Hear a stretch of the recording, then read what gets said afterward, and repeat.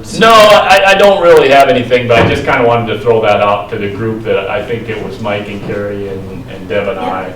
And you know, I don't have anything in mind other than I want to make sure we grab onto that, because I think that's getting more and more difficult to do with, you know, what we see on social media and all that goes with that. And so if we just kind of give ourselves a pass of, you know, how do we do that so that it's civil discourse and it's fact-based and not, you know, what we kind of see in the press all the time, that kind of thing. And I'm not saying that we have that, but I'm saying that if we could teach that to our children, the idea of how I can debate something without getting personally invested in it. It's the idea, hey, let's debate the ideas, but at the end of the day, we can still be friends. And so I don't really have the words for it, but I don't want to lose that idea as we move that bullet point forward. I think we talked about this, which might be a good time to bring it up here too. So I think these look really good on a poster, and they're concise and they're kind of straightforward. But I think Brian brought this up as well. You're right. This is really, there is an opportunity for us to dive deeper in these in some kind of a platform, whether that be on our website or something, to share in a little bit more detail what does this mean to us. Especially, I think, on some of the other goals. I think that's going to be helpful. And John, to your point, I mean, I agree, like, the statement itself is okay, and I think it works. I think there's a chance for us to dive deeper in another format, later. It doesn't even have to be. Exactly. Stacy and Vic were in our group with Brian, and one of the things that Brian had talked about, and it's a really good suggestion, is the fact that we can have these on our poster as we talk about, that's like in the back of the room. But there are people within our district that when we start to use some of the different words and some of the different things here, they want to know more specifics, or they want to know some detail. So we talked about having like you said, on the web page, having it be so that we talk about each of these and maybe into a little more detail about what's happening and how that's happening. I mean, ultimately, we need to be aligned on then what does that mean that we're going to do differently, right? So if these are 3 to 5 year priorities, my understanding is, well, then that's how we're going to drive. The administration's going to, these are our annual goals now, right?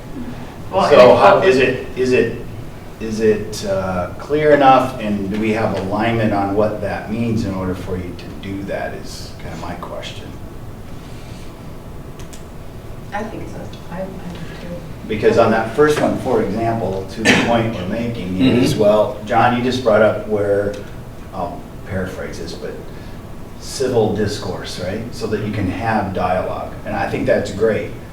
When I read that, I'm reading it as where we've got in this survey all of these resources in the community that we tap into for having parents come into the classroom, or whatever that looks like, that when there's folks that are all fired up from our very talented community that want to contribute to our district, we don't just say, nah, we got it, don't worry about it, right?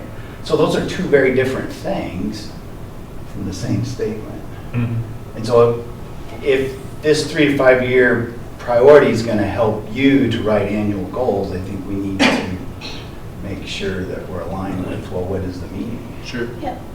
I think in some of the discussions we've had, what would be our annual goals based off these 3, I think the community partnerships fits more in the appreciate differences and the promote life opportunities. We just have to segregate out what our goal areas are between the two, and then the being able to have productive conversations, not to personally attack, but stand up for what you believe in, would be more in those life skills. I don't know. Do you see that? I mean, that we're building. Yeah. I mean, I think I see what you're saying.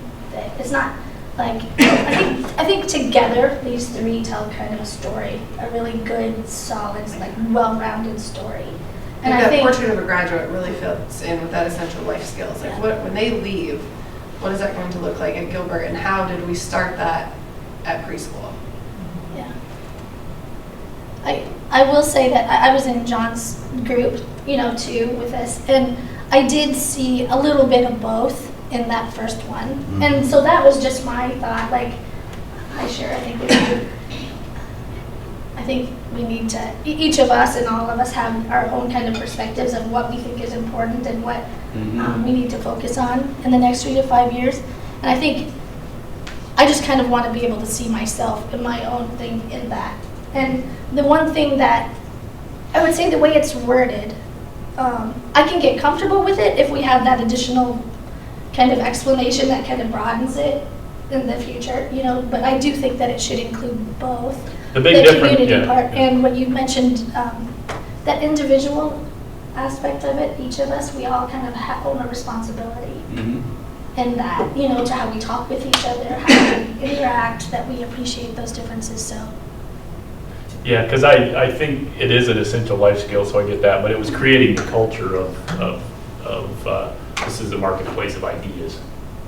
You know, it's so I definitely think it's a life skill, but how do we create the environment of or the marketplace of ideas, not one size fits all, we all think the same. And I think you see that a lot with middle schoolers, and I would even say with high schoolers is they all want to think the same. So my kids, is this idea of I don't want to stick out, I want to look like everybody else. And so how do we create a culture that's more of a, you know, it's okay to be different, you know. And I don't have the exact wording, but that was part of the.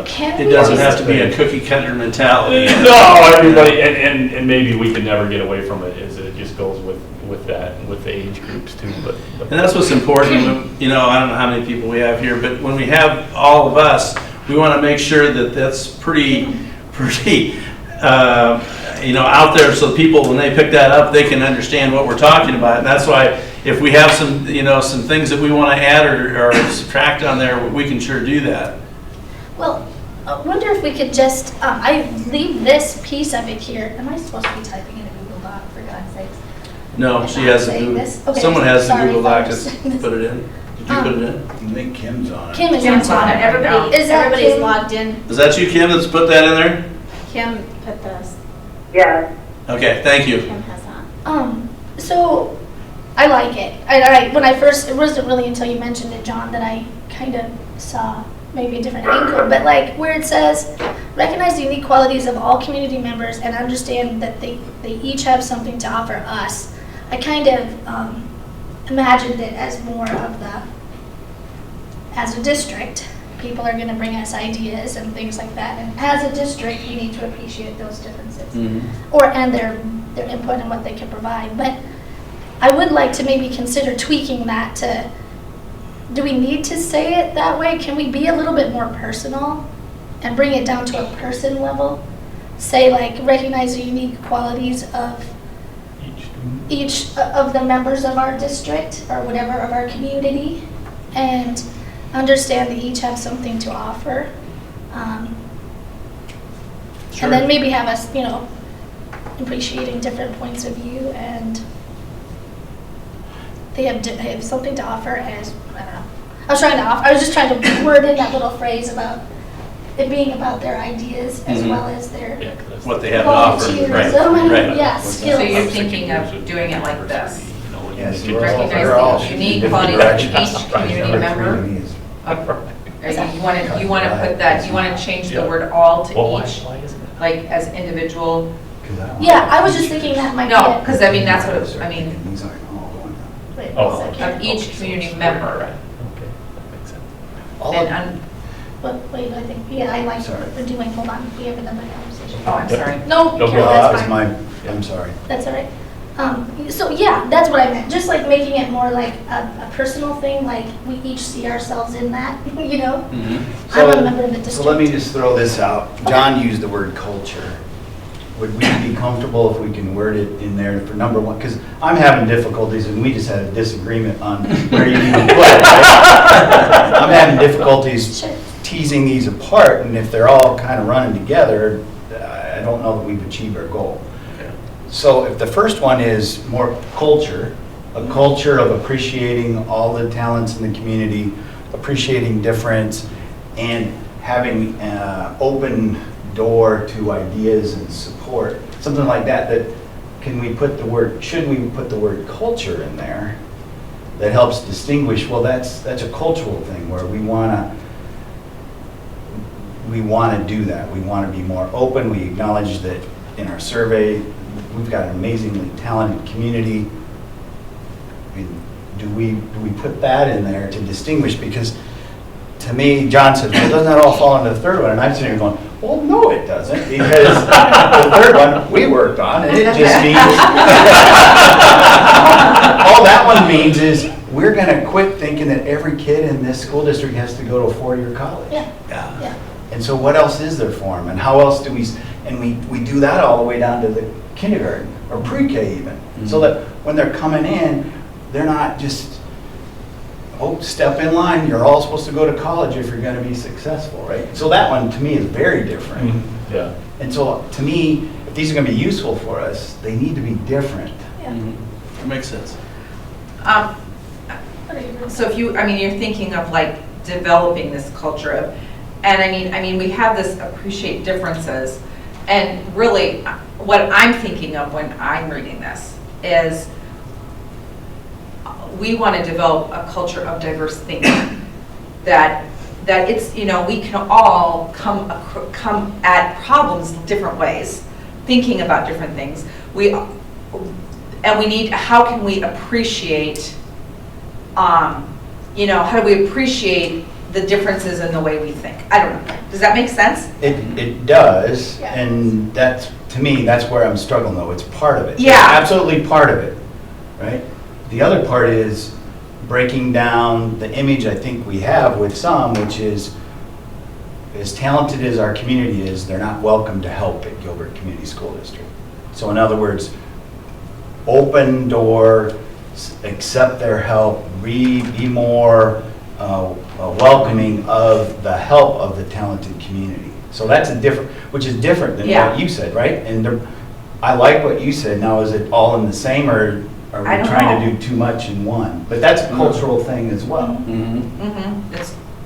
I do think when our group originally talked about it, we kept saying culture of, didn't we? I mean, I think we used that a lot We in the did different talk ones. about I'm that not a sure we little ever had Yes. these great ideas of these words for them, but so what if we looked at this? So we are kind of seeing different things in each of these.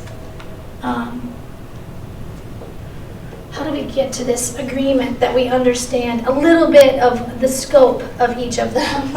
What is this intended to cover? And from my perspective, like, as long as at the end of the day, I can see our points somewhere, I wouldn't haggle over which one it goes in.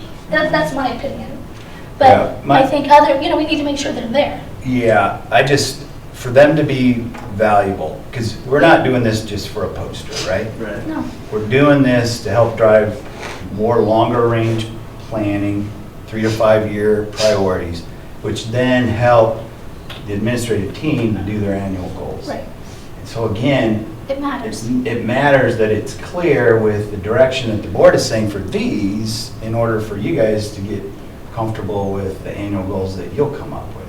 And so there's, for example, number 1, appreciating diversity is a little different, or maybe a lot different, than accepting support from the talented community, right? Yep. And those would come up with to me, probably very different goals. Mhm.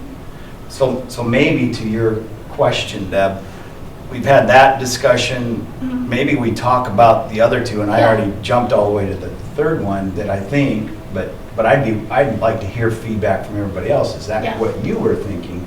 Yeah. Because maybe that first one gets teased out, or maybe it's more culture, but I think you're right. We need to kind of work through all three and then come back and go, all right, they are different, Yeah. and they all make, and ultimately, Yeah. can the administrative team sit there and go, that makes sense, and we know what the board's talking about.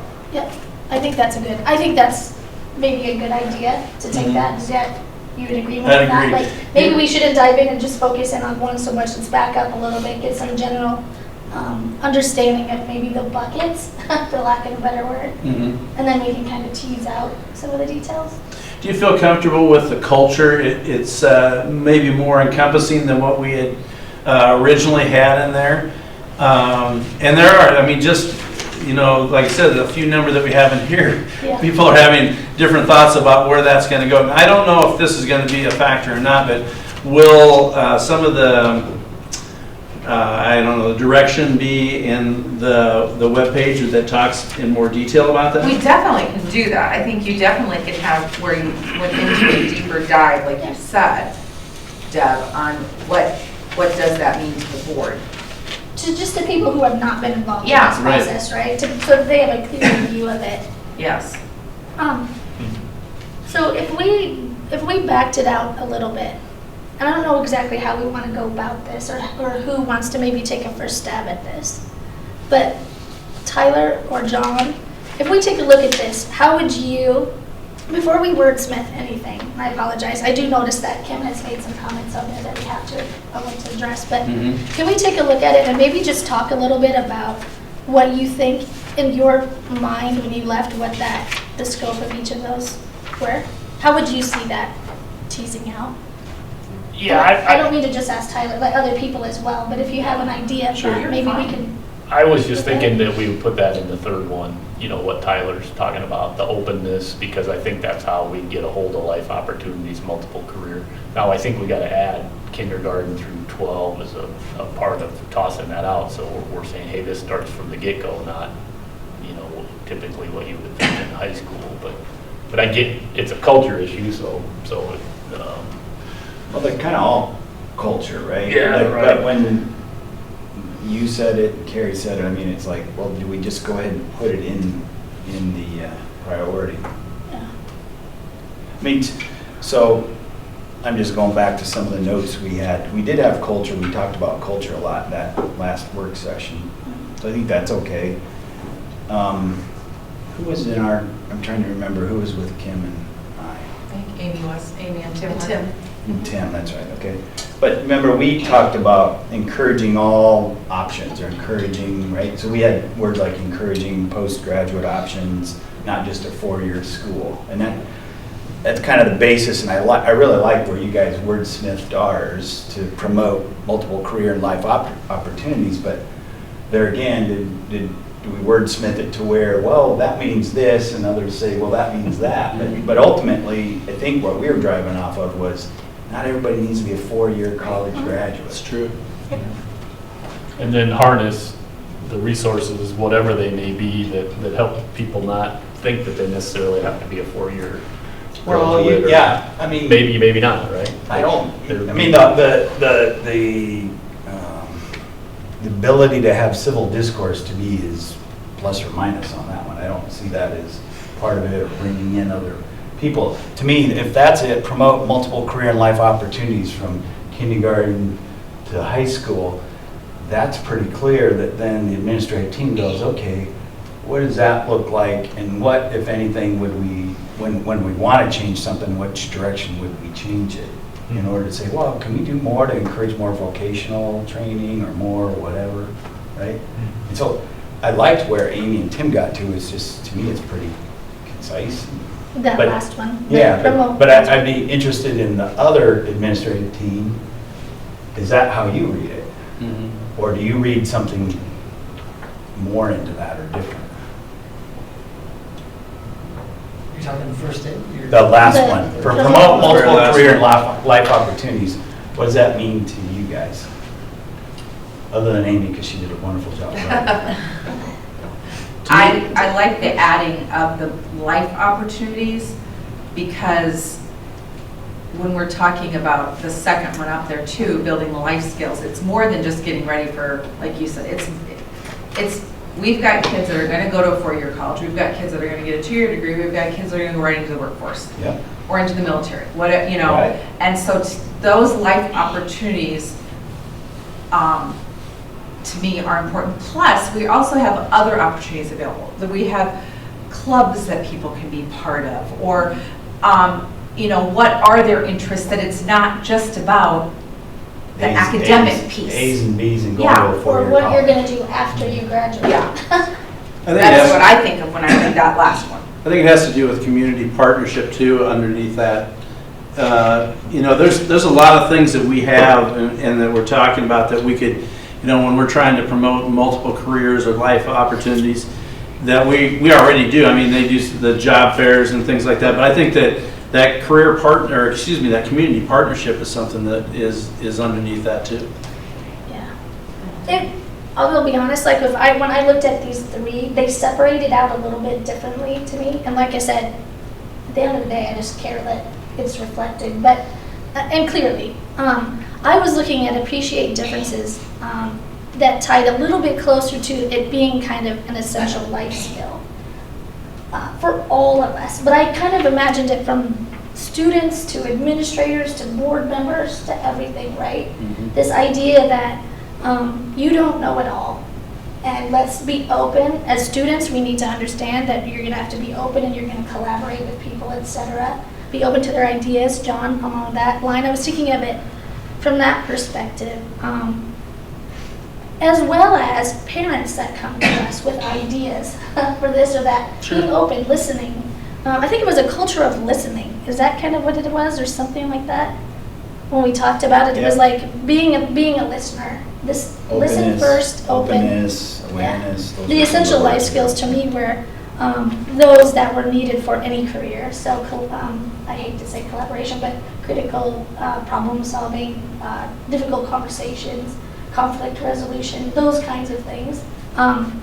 So what would you add? What would you add then? Go ahead, I'm sorry. No, and then for the promote multiple career and life opportunities, that's where I just saw it as we all need to be more open to the different opportunities that our kids will have during and after high school. For whatever that is, whether it's a career, whether they don't have a job, whether they, like you said, go to the military or whatever. So, that's kind of how I saw them laying out. Like I said, I'm not trying to say that was right or wrong. I'm just saying that was my perspective of it. Sure, that's fine. Here Kim's got some stuff. So up above, I know Kim has made a couple comments. So when we were talking about culture of, I do think we want to be careful, especially in that top one. We weren't talking just about cultural diversity, right?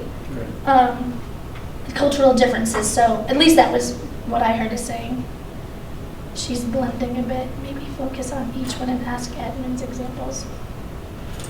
Yeah, but I think we've done that in order to say, because right here, just three of us, let alone five of us, we were kind of, well, I thought that was the first one. I thought that was the third one. Yeah, so does that make sense though? Like I said, guys, I didn't think I would come in and run this work session. I think it should be collaborative, but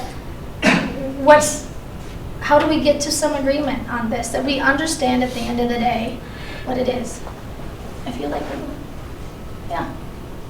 What does that say? I think and Kim is suggesting, this is perfectly fine.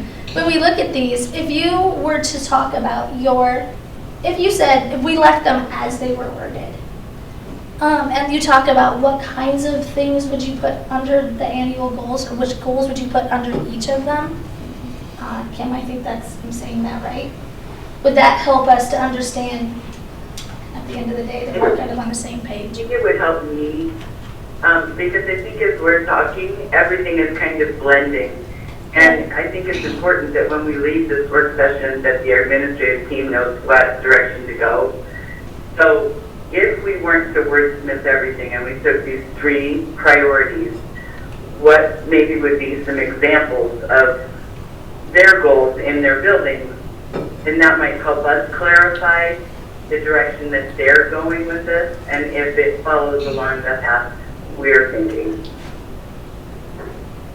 Can I just add my 2 cents? I haven't said anything. I've just been kind of listening, trying to absorb it here. When I look at the three statements, if I start from the bottom and work my way toward the top, when I look at the bottom one, I think of that we are saying that there are viable career paths out there, and there are a variety of ways to be successful in life. And we need to expose students to that. When I look at the second one, I think more of soft skills. Like, what are the essential skills we want students to be able to do? When I look at the first one, to me, when I just read that as, I kind of lean more toward what Tyler said. If you just read it at face value, it's basically saying develop a culture where we think everyone has input and has a voice.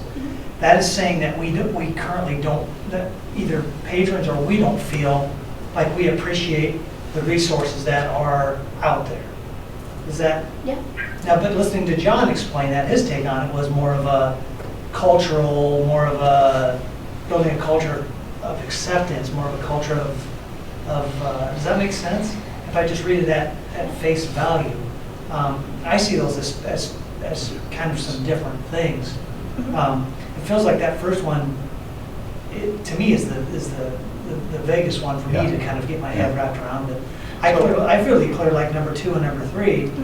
Like number 2 is kind of addressing those communication skills, the cooperation skills, the collaboration skills, and 3 is looking at more of, can we expose the kids and show kids and families that there are a variety of opportunities out there besides just one track. Yeah. That's just my take. Oh, no, I appreciate that. I think that does make it clear. If I was just to say, to tag off of that, Vic, for me, the difference that John outlined in number 1, like, and I'm in agreement that there's this important aspect about being able to talk about things where we disagree in a respectable way. I could be 100% fine taking the angle that Tyler and you guys see in this as this being number 1 being more of a community view, as long as within number 2, build essential skills, we recognize that is an essential life skill. I'm speaking just for myself, not you, John. One question I have in the appreciate differences that I look at, why I guess I'm not struggling as much, is because I think right now we have each community member. When I think about all those, I think those are all important elements. I think they are, our goal is going to be different in each time. So I think that to me is a good 3 to 5 year priority. To me, what I would change is instead of saying each community member, I would say the qualities of each student, staff member, parent, and community member, because to me then, there's different 1 year priorities that fit under there. To me, one fits in exactly with what John's saying. When we need to explicitly talk to kids about how you have that civil discourse and how you do that. With community members, that's a little bit different, not that we don't also want to have a good, appropriate civil discourse. However, it is a little bit more about opening our doors and welcoming in the expertise that we have within the community. So I think, to me, I'm okay with that being broader, just as long as we know that there's going to be some subpoints that may affect each population slightly differently, I guess. Yeah, that's a good idea. For civil discourse, let's use that. So for you, Stacy, for you, Vic, that have shared, I mean, does that fit under the soft skills, under the essential life skills, or what are, I'm not trying to put words in your mouth, but I'm trying to understand, because that's where I'm struggling. But if it were me, I'd say develop a culture of openness where we recognize the unique qualities and whatever of all, and understand that we all have something to offer, something like that, right? And it's about being welcoming, and it's got elements of accepting. I mean, it's a culture of openness. But the concept of civil discourse is a soft skill. I mean, that's a life skill of being able to have dialogue without conflict, right? Yeah. When you say that, Tyler, I agree with you, because I think if you think about what does it mean to be a good communicator or a good collaborator, as you get older and as you're traveling through school, you do have to know, okay, if I'm communicating with a teammate, how do I do that in a civil manner so that they can tell that I'm listening? Or if I'm giving feedback and I'm giving, how do you give critical feedback in a way that can be accepting by the other person? So I think when you're saying that, to me, I do see that now in the essential life skills piece. Yeah. The only thing I'm fearful that we were losing, that we were talking in a group and maybe we just need to lose it and move on. But was the idea of all ideas aren't created equal. No. And so what I'm thinking of is what we're watering down in number 1 is all ideas are equal, and they're not. Some ideas are good and some are bad, and the idea is because I like your idea or don't like your idea, that's okay, but we're going to be a marketplace of the best ideas and get people to deal with the idea of I can have a bad idea, it doesn't make me a bad person. So does that mean we want to keep, by losing appreciate differences, that waters it down, or which part? water. Well, I'm just saying, Yeah. you can see the big difference there, because it could be the appreciate differences is we don't criticize anything. Yeah, personally, I don't like that at the front end of it. Yeah. I like, Yeah. I mean, Yeah. Vic said it, just start with develop a culture, blah, blah, blah. But I do- Or Yeah. support a culture, which doesn't sound like we're starting from ground zero, which I don't believe we are. So support a Yeah, culture. and I do believe everybody has something very valuable to offer, so my comments can kind of sound negative. But it just might be, that idea that I offered wasn't from one of my strengths, it was from one of my weaknesses, and it wasn't a good idea. So we have two thoughts here, and that everybody has good ideas to offer. But everybody doesn't have all good ideas. And so how do we not come up with a watered down thing of, there, John, you know, that idea, we all think that idea really sucks, but we want you to go by and give you the trophy because, you know, we don't want to make you feel bad. Really, when I get out in real life, they're going to be, when I get out in real life, they're going to be, that's a bad idea, John. Yeah. And I so, can't believe you and thought so that. we need to build that into our culture of, it's okay to throw something up and it's no, that one didn't work. And then I got to come back and come back. Culture of challenging ideas, not person. Yes, yes. So to me, that's a life skill. Okay, And so but, to me, I that, agree. that falls right in there, and if you want to get it explicitly written in there, great, otherwise. But the thing that I think we're missing is it needs to be a culture of our classrooms, that we're not going to do groupthink of this is what's got the political correct stamp, so then no other ideas, or then Put you're culture in a front of all hater. three of these. okay, They're all cultural things. Good. I mean, that's why we're trying to be big picture at the board level, Mhm. such that we're saying, well, we believe, based upon the good work that's already been done, this is the direction for the next 3 to 5 years. The administrative team is going to take that and they're going to go, okay, this is what this means to me this year. This is what it means to me next year. So put culture in front of all of them. I don't mean to diminish any of them. No, Right? I think when we're talking about 3 to 5 years, it's culturally, we want to promote multiple career and life opportunities. Culturally, we want to build essential life skills. Culturally, we want a culture of openness, right? I want to propose something because what I heard Stacy say was a little bit different than that. And I'm not trying to put words in your mouth either, so if I misunderstood, please tell me.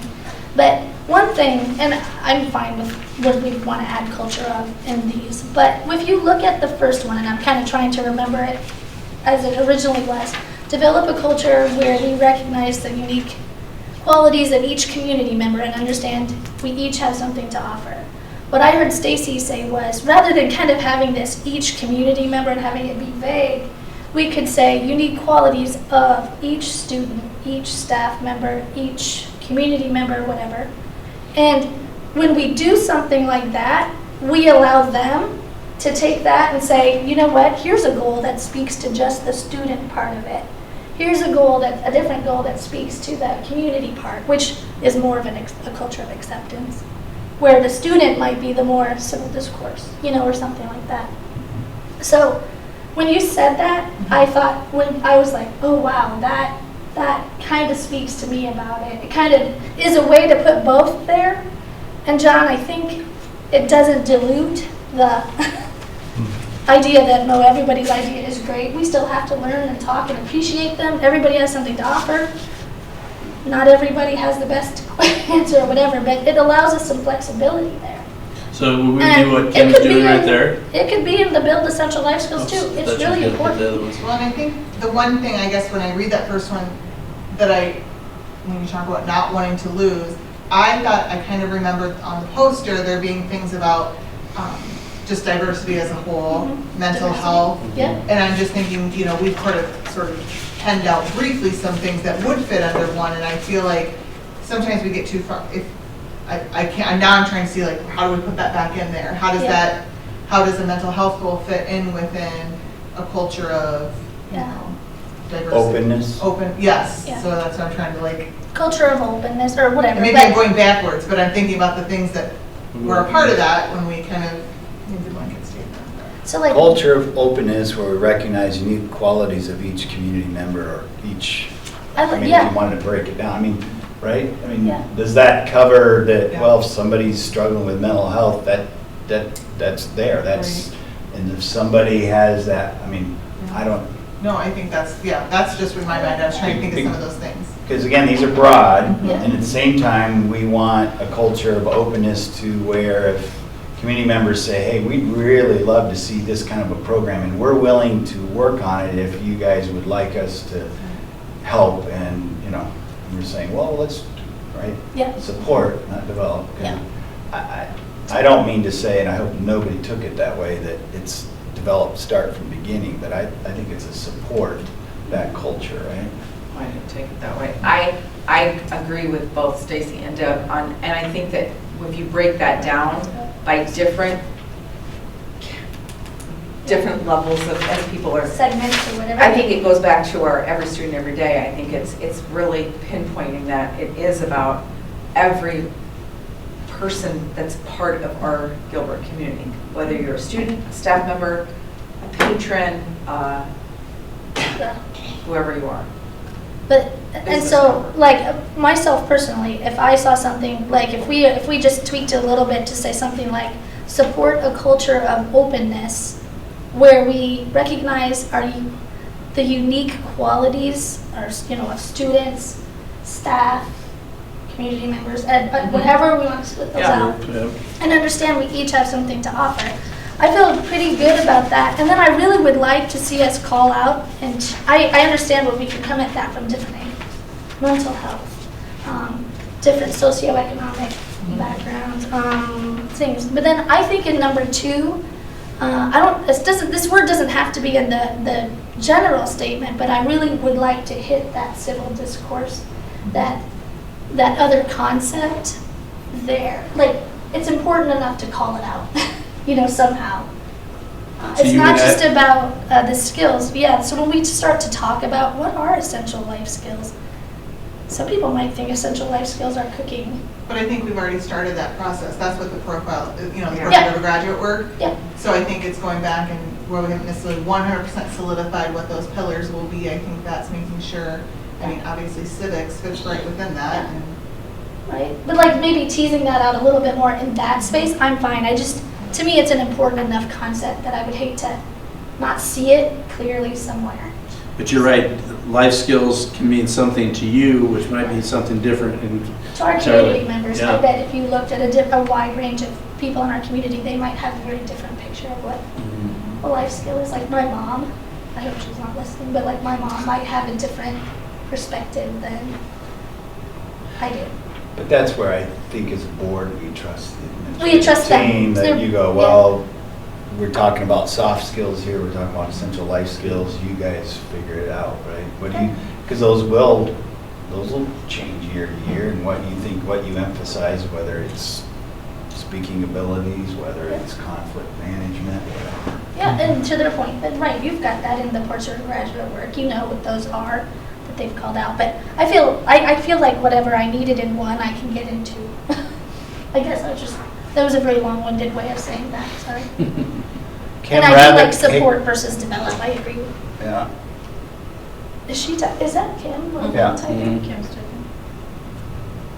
What do you think, though, John? I mean, I think you bring up a valid point about. I'm not trying to water anything down, but.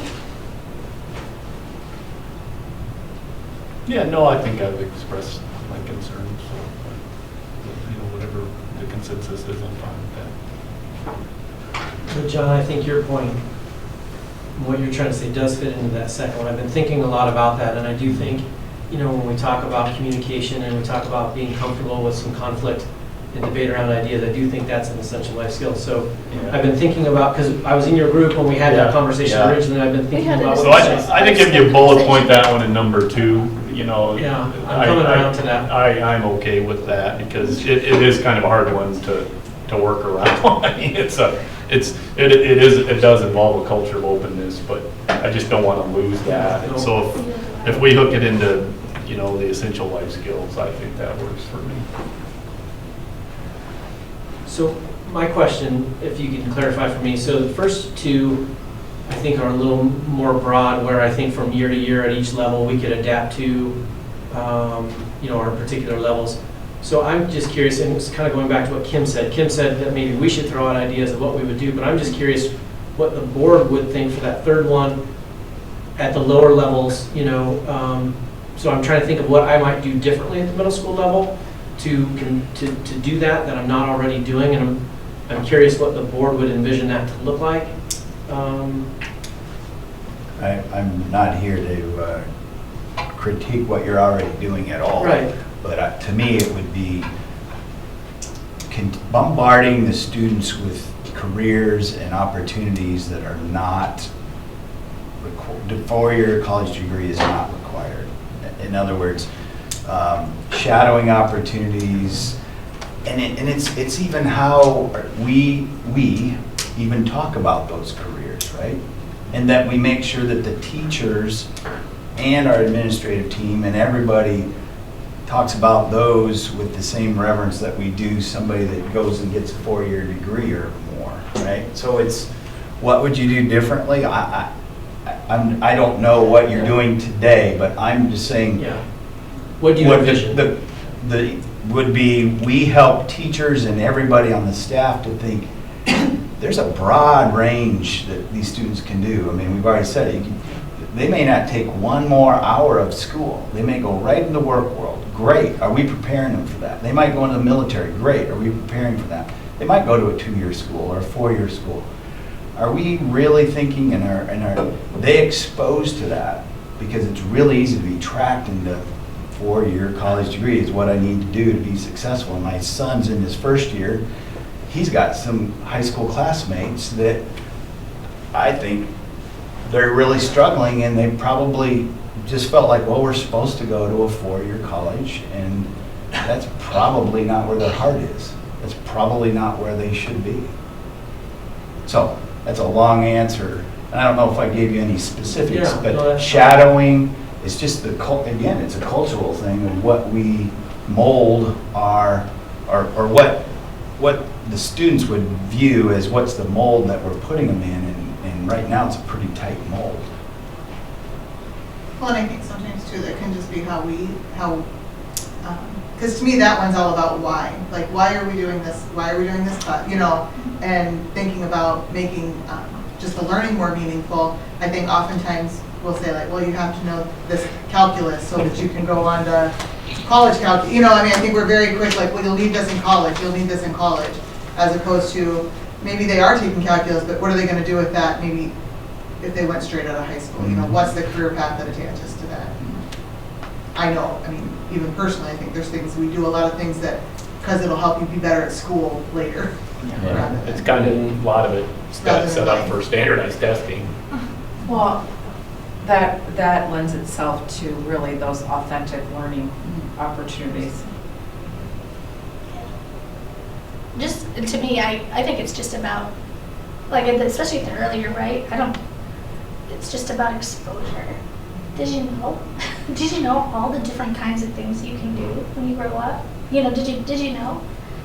Some of them are not. Some of them are. Because I think the future's going to look a lot like Shark Tank. That scares me. These people that are coming up with ideas and this entrepreneurial thing, and things are just changing really fast. And so our people that are working for these kind of businesses are going to have to be able to adapt and change quickly, because these ideas just come and go really fast. Yeah, that's true. I did.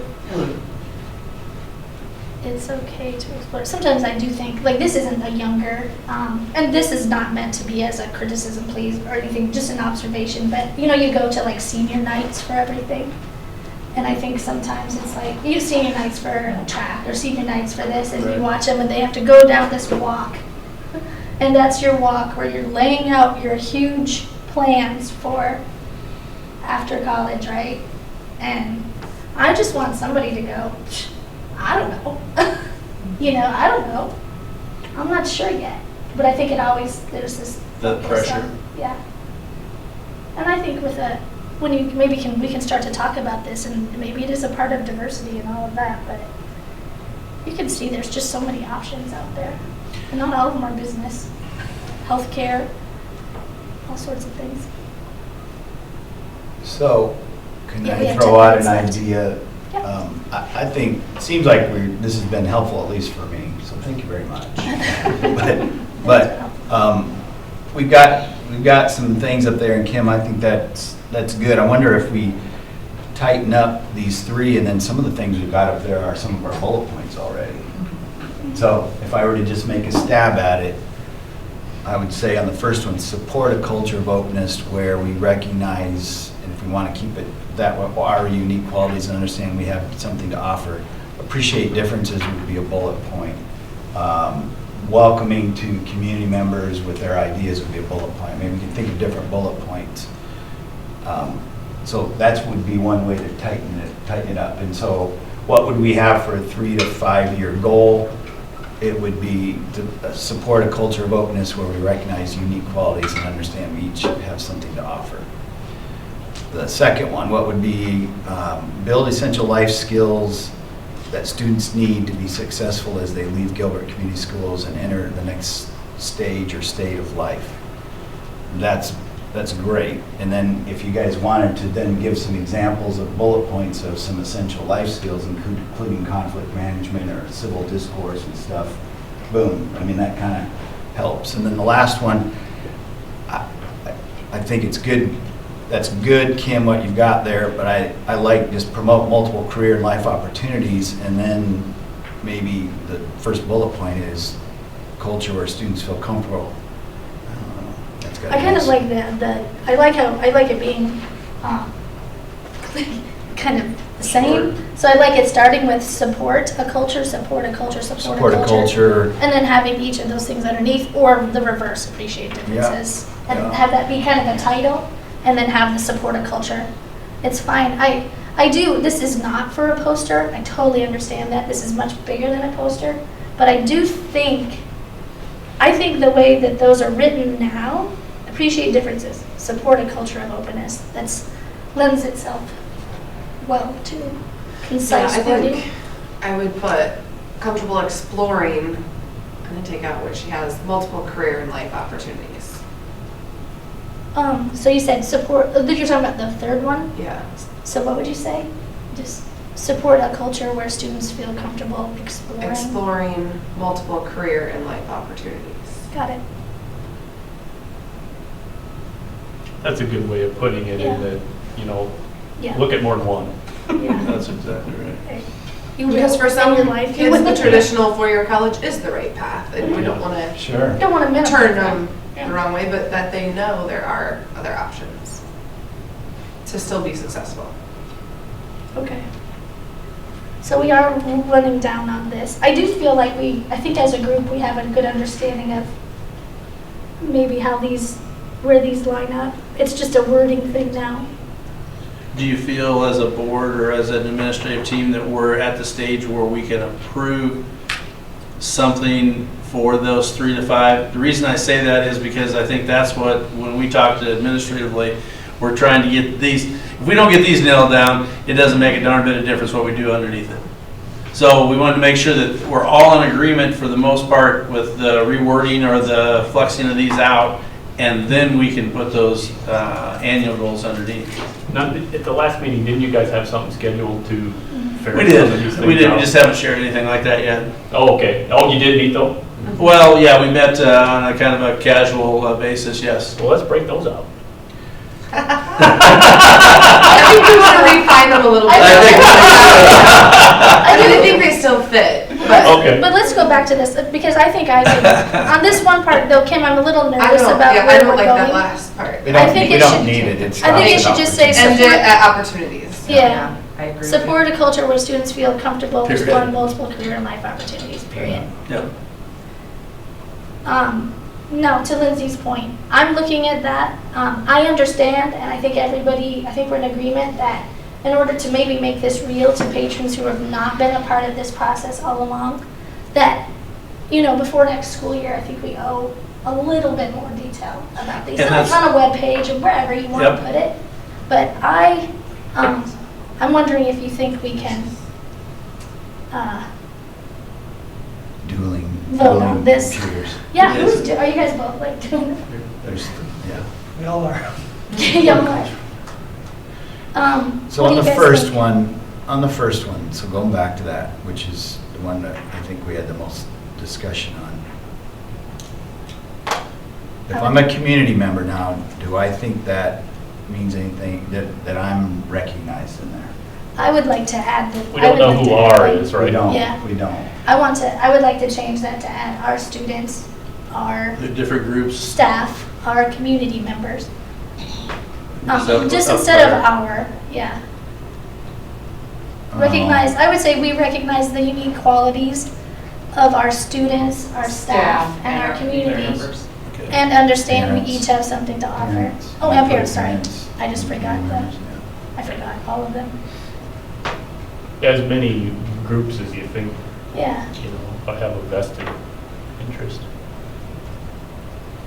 yeah. But put that in, we recognize. Right Replaces there. R. Right Yeah, here? replace Okay. R. Right We there. recognize the unique qualities that are Sorry. students, Staff, parents, staff, community. parents, and community members of our student staff, I don't know what the word, and understand we Parents. each have something to Yeah, offer, and and community community members. members.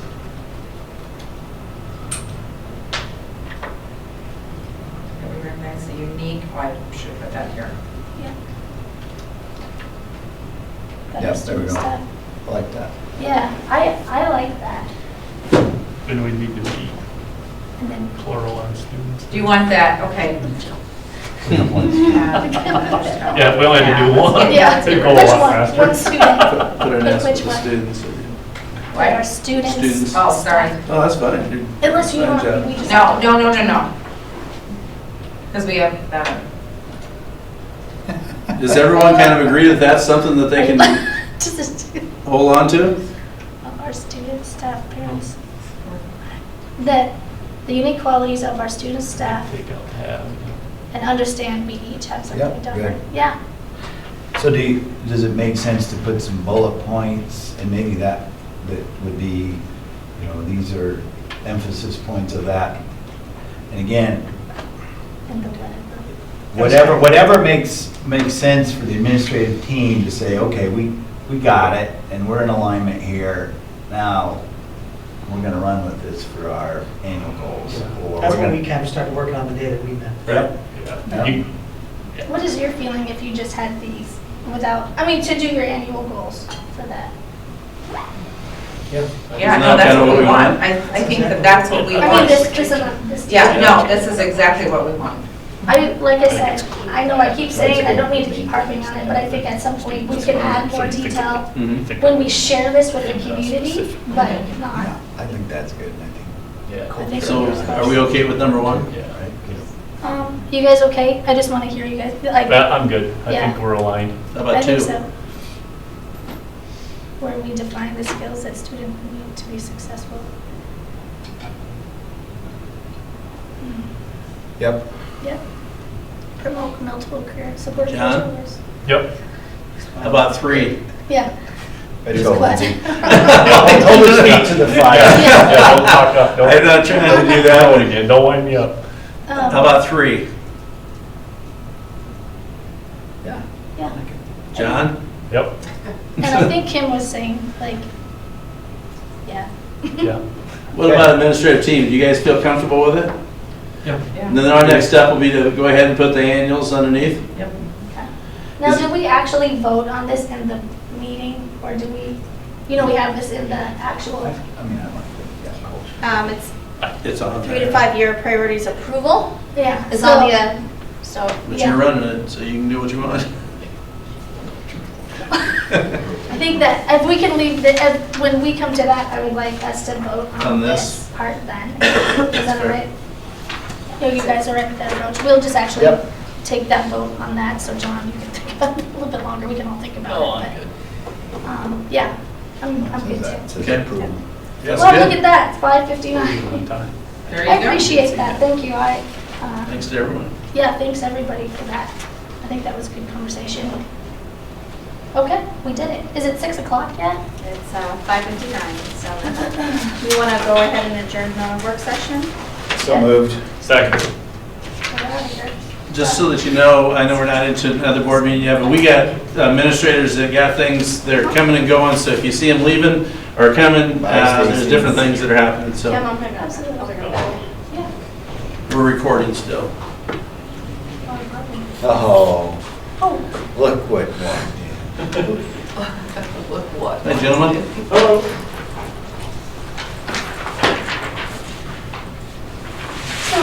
Kim, are you still on the phone? Oh, shit. Okay, I didn't know, were you gonna hang on, or did you want to? Hey, guys. I know you weren't going to, so I. Good. How are you? And you were okay, right? You said yep to those, so I was assuming you were. Were you okay with them, Kim? Operating a little bit. Okay, I'm gonna hang on as long as I can. Good. Okay. And I'll send you text if I pull out. Did she fall off? If I leave. Oh, Okay. okay. But you were, like the rest of them, I should have said the same thing to you as I said to John, but you were okay with what we put up there? Oh, yeah, absolutely. Okay, I'm just giving John a hard time. Oh, really? We gotta do that, like. We gotta sometimes- do it. Yeah, Sometimes I forget. I need it. I forget. We're just waiting for Gil, I think. I forgot my hat. I actually want you guys to know that I have my own construction hat. Oh, man, you got it. Is this the first meeting since I went to that? Yeah, Yeah. I went to one, I didn't even get one. there's one there. And you have to go to the back room, there's your name on it. Go back. Yeah, I was gonna wear it. but- Good, really good. Yeah. They're, Days like today help out a lot, don't they, with weather? Oh, yeah. Yes, Okay, it does. so it's 6 o'clock. I think we can go ahead and start our meeting. Do we have it started off with roll call? Yeah, sure. Brian's still absent. Tyler? Here. Kim? Here, Okay. John? Here. here. And Deb? Here. Okay, so first off, I think there's we need a motion to approve the agenda. So moved. Second. Okay. I feel like we're gonna move tonight. I just have to tell you guys. You're not gonna get any resistance from me. Okay, so the next on the agenda is public forum. Was that? We've got both. We have a motion by Oh, John all and in a favor, I'm sorry second by about Tyler. that. All in favor, yeah. Aye. Aye. Aye. Okay, I think I have to vote, just. Yep. All right, I don't think we have anybody here for public forum unless Adam or you guys have. No. No? Okay. So I think we can move on to the oral reports. Yep, the first one, there they are, they're up in front of you. I think that's what you spent you spent a lot of time working on, but the last hour refining that. Would request approval for the 3 to 5 year district priorities. So moved. Second. Okay. So, All in favor? all in favor? Sorry Aye. about that. Aye. Thank you. Approved. Is there- Administrative reports? Yep, Yeah. administrative reports, did you have that, Carrie? Yeah, I've got that. All right, we have done the 4 different walkthroughs this year, not walkthroughs, the 4 different IPI data collecting times. And so what we've done is we have, we've put what we've, I have taken the first round and the 4th round. So, and we put it together as a district. So if you want to hold that first one. Just so I can look at it while I'm talking. Maybe. There we go. All right, so what you can see, this is our first data collection this year. Now, you might be saying, okay, there's a lot there, but ultimately, when we are looking at this instructional practices inventory, when I say a scale of 1 to 6, there's not a hierarchy, but what it is, and each lesson, discounting the disengagement of the student and the teacher. And then 2, 3, and 4 is about the students doing lower order thinking. Maybe they're doing a review, maybe they're that kind of thing. Or maybe they're getting directions. It just depends on what that level of engagement is and whether it's 2, 3, or 4. Then 5 and 6 is the higher order thinking. 5 is group discussions, but the students leading that discussion. The 6 is higher order thinking, but it's students individually thinking. So doing that on their own. So you can see where we were, and where it says IPI codes and it says disengagement. So you can see on the whole district, in September, we collected 494 data points. We had, of those 494 data points that were collected throughout all 4 buildings, 3% of them were there was total disengagement. Lower order thinking there was 68% of that, and 28% of the higher order thinking. That was in September. Then we've got April. And I don't expect you to remember this because I've got a comparison. I just wanted to show you the pie chart of what that looked like. And you can go to the next one. But the second time we actually collected more. One thing that we've learned throughout this process is how to be efficient with our data collecting. And how do we get, because you want to have it around 150 data points, between 120 and 150 per building. So we've figured that out now. How do we make that work? This tells you what a typical school is and what a more effective school is. So I'm going to give you one of these and pass it down just so that you can look at this while we're looking at the next piece.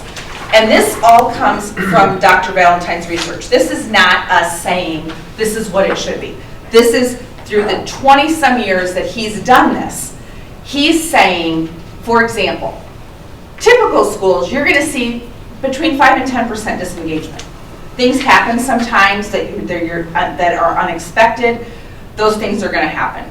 You're going to see typical schools for a 2 where the students are working, but the teacher, for whatever reason, is disengaged. Whether maybe the teacher had to check an email or maybe, something like that. It doesn't mean that they're totally out of the room. It could be maybe they had to run to the restroom or something. I mean, there's just lots of different things that could be, but the students are still working. The 3, the students are working and the teachers engage with them. It could be Amy is working on some work and I am working with her. Everybody else is engaged. As long as I, as a teacher, am engaged with kids and what they're doing, that would be a 3. 4, maybe I'm giving directions. Maybe I'm reading a story, or I'm talking. 5, once again, students are learning and they're leading those conversations with others. They're engaged with their peers at a higher level of thinking. And 6, students are actively engaged individually. Now you can see where your typical school is. One thing you're going to notice, you're not going to see a 6 100% of the time, nor should you, because a good lesson is going to have a mix of 3, 4, 5, 6. You can't have kids in a 45-minute time period in a class and not get some instruction or not get some direction from the teacher.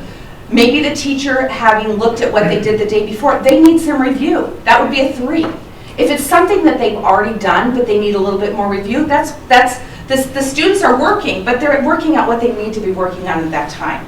And we have to remember the teachers are professionals in what their kids need and how they need to push them. I equate a 5 and a 6 to if I go to a conference and I am actively engaged the whole day. I feel like this is the best conference. You walk away and I am exhausted. And I'm sure we've all been in that situation before. So it's not saying we don't want our kids engaged, but what we're saying is what's an effective school? You'd like your kids to be actively engaged individually over 25% of the time. So, but you're not going to see these, like students leading and learning conversations, you're not going to see that at 50% of the time because there has to be a good mix. Between 3, 4, 5, and 6, it's not a hierarchy. It's what's needed for those students at that time of the lesson. So I wanted you to have this sheet in front of you. So you could look at, okay, how does the new data compare to the old? So you can see September and you can see April. And the great thing about looking at it when you have the sheet in front of you, is you can see, okay, yep, we brought down, the disengagement, we brought it down 1%. But the great thing is if you look here, the more effective schools want it to be less than 3%, and guess what? That's where we are. So that's a good thing. We look at student work with the teacher not engaged. We're at about the 5%, 5-6%.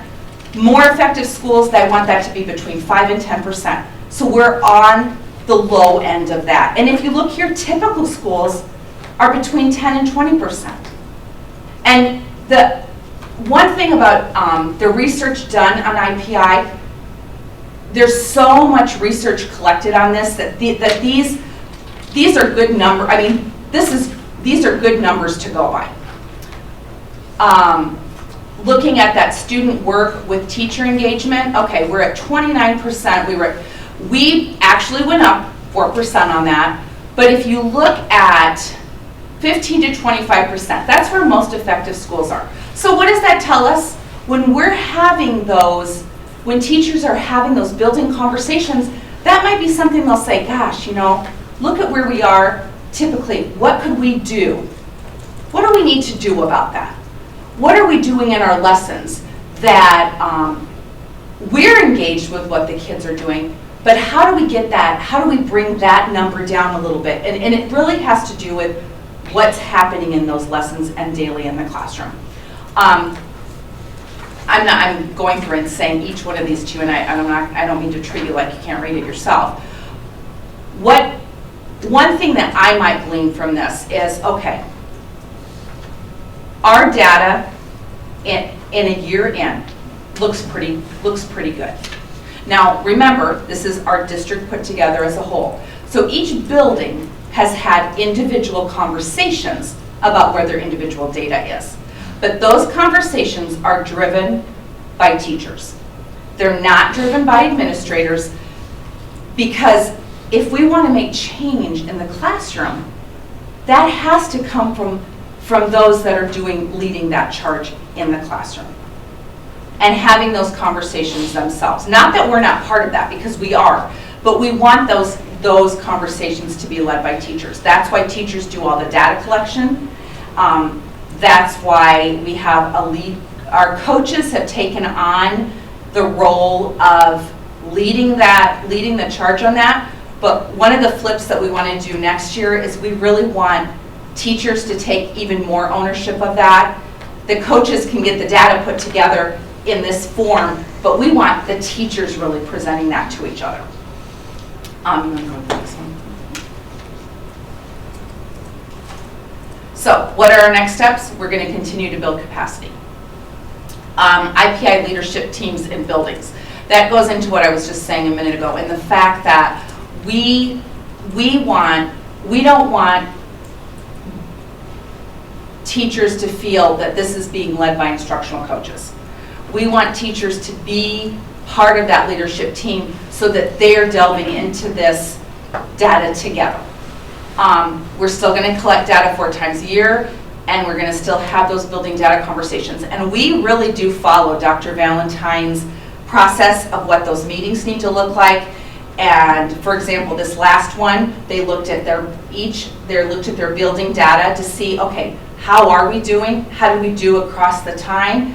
What do we want to start with next year as we look at next year? So they're constantly having those conversations. But for us to look at this as an administrative team, it also says, okay, what are some things we might want to bring to the forefront with some of our professional learning when it comes to thinking about how do we think about higher order thinking? What are some of those strategies and best practices that we're using in the classroom?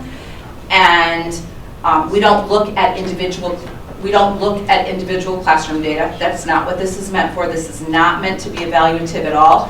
The minute we go down that road, we're gonna ruin what we've got here. But it is things for us to have conversations about what might need to happen during professional learning to help support what teachers need. So that's this year's data, and I think that I personally think just like everything else.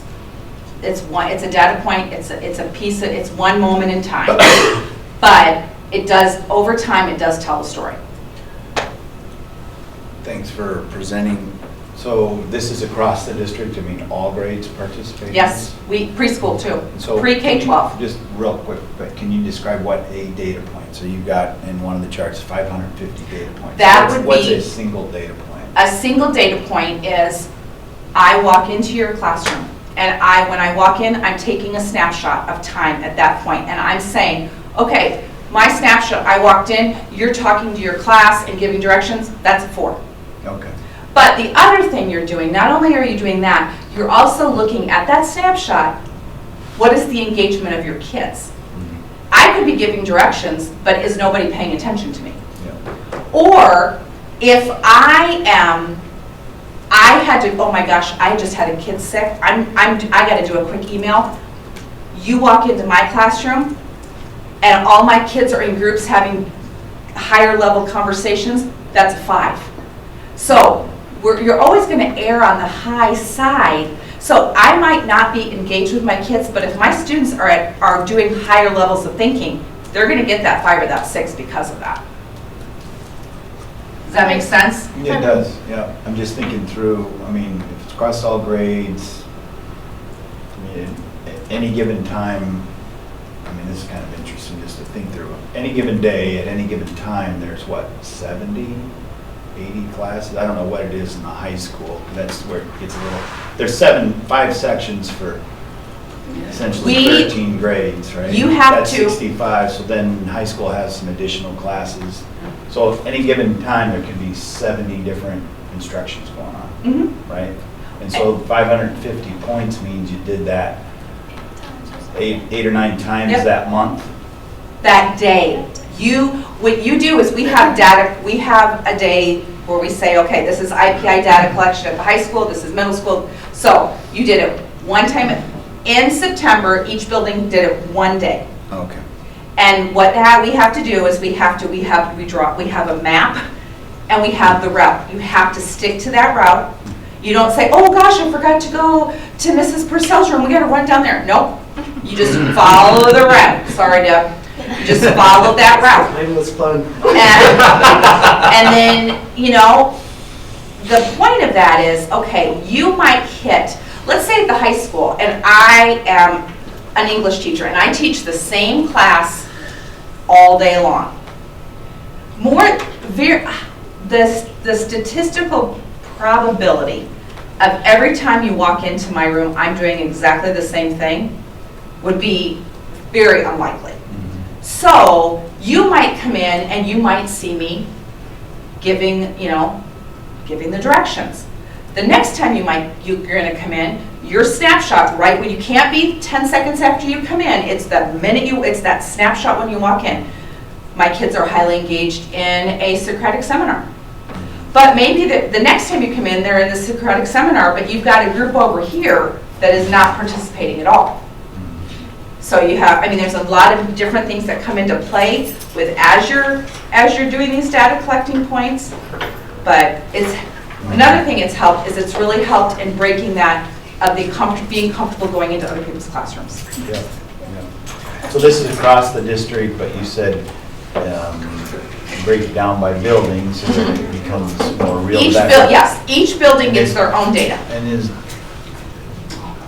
the TLS team utilizing? I mean, are you utilizing the coaches? I thought The coaches, like, they get the map ready for their buildings. They come up with a schedule of all the people, because anybody that in that building that's gone through IPI training does the data collection. So it might be, okay, if Vic and I'm more talking about the interpretation. I mean, the interpretation, we just put the data together, and that interpretation is building discussion of teachers. It was pretty interesting, and when I was watching this, I think what they tried to do is they err on the side of the higher number, mostly because what they want for those conversations, if I'm mistaken. No, you go right ahead. You're doing great. great. What they want for those conversations is they want it to be about the data and not about people arguing. Well, well, I think in this case it was that. So they kind of try to weed as much of that out and make it as scientific as possible. But my thought is, I remember, the things that I remember from this practice were technical schools have highly engaged students.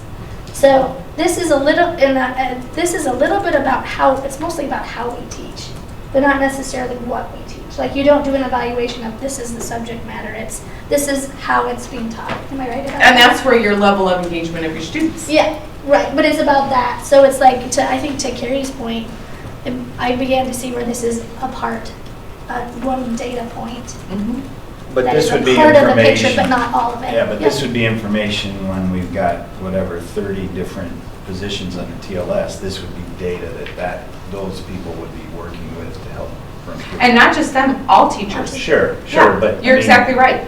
But we have a building instructional coach Yep. for a reason. We got model teachers. You're we got exactly grade correct. level. I mean, it kind of funnels through, I'm assuming.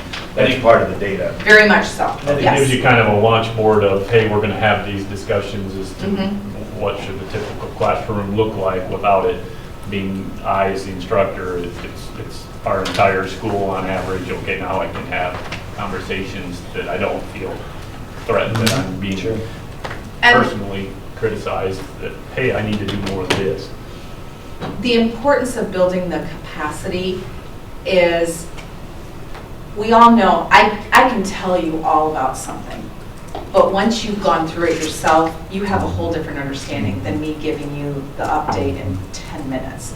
And we want teachers to have that, to be able to have a deeper understanding of why and where is this coming from and what does it actually mean.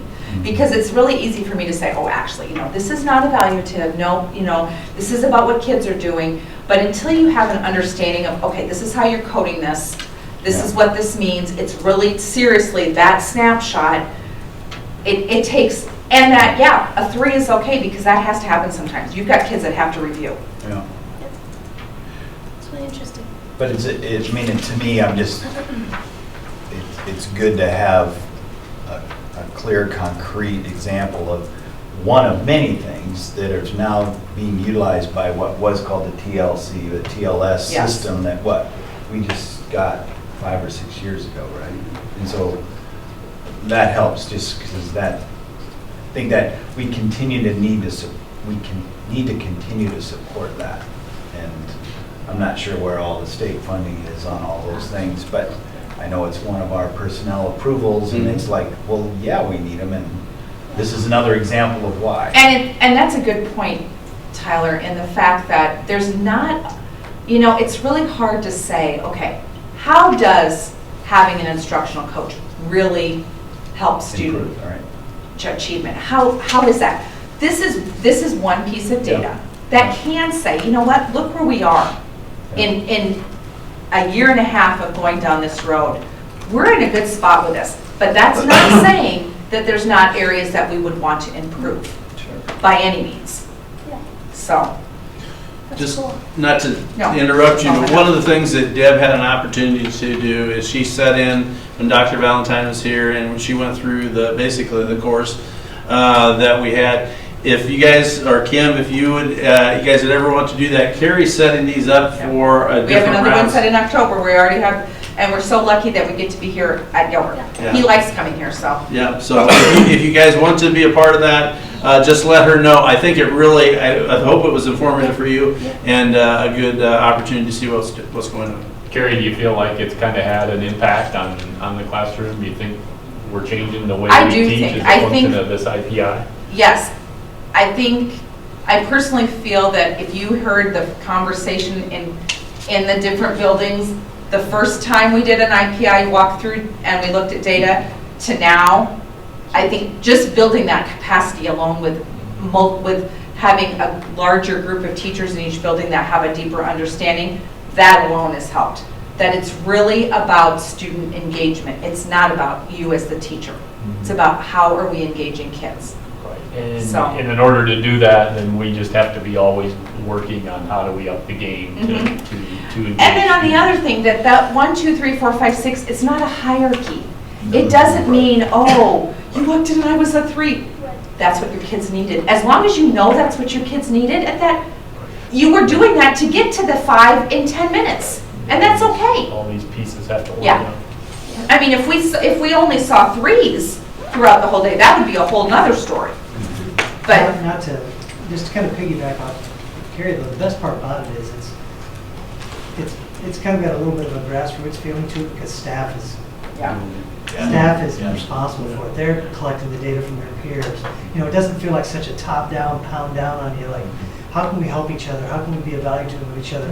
How can we create a culture where we evaluate each other and we talk about how we can be reflective and get better at what we do? And, you know, it's so easy when you're just pounding it down from the top versus seeing everybody has a part in getting better at what they do. So it's been refreshing. The conversations that start out, you know, the first time you do it, it's a little combative and people are a little want to poke holes in data and they want to argue about semantics, and then the more and more people that get trained, the more and more people that see the value in it and see that it's really how do we get better at engaging students.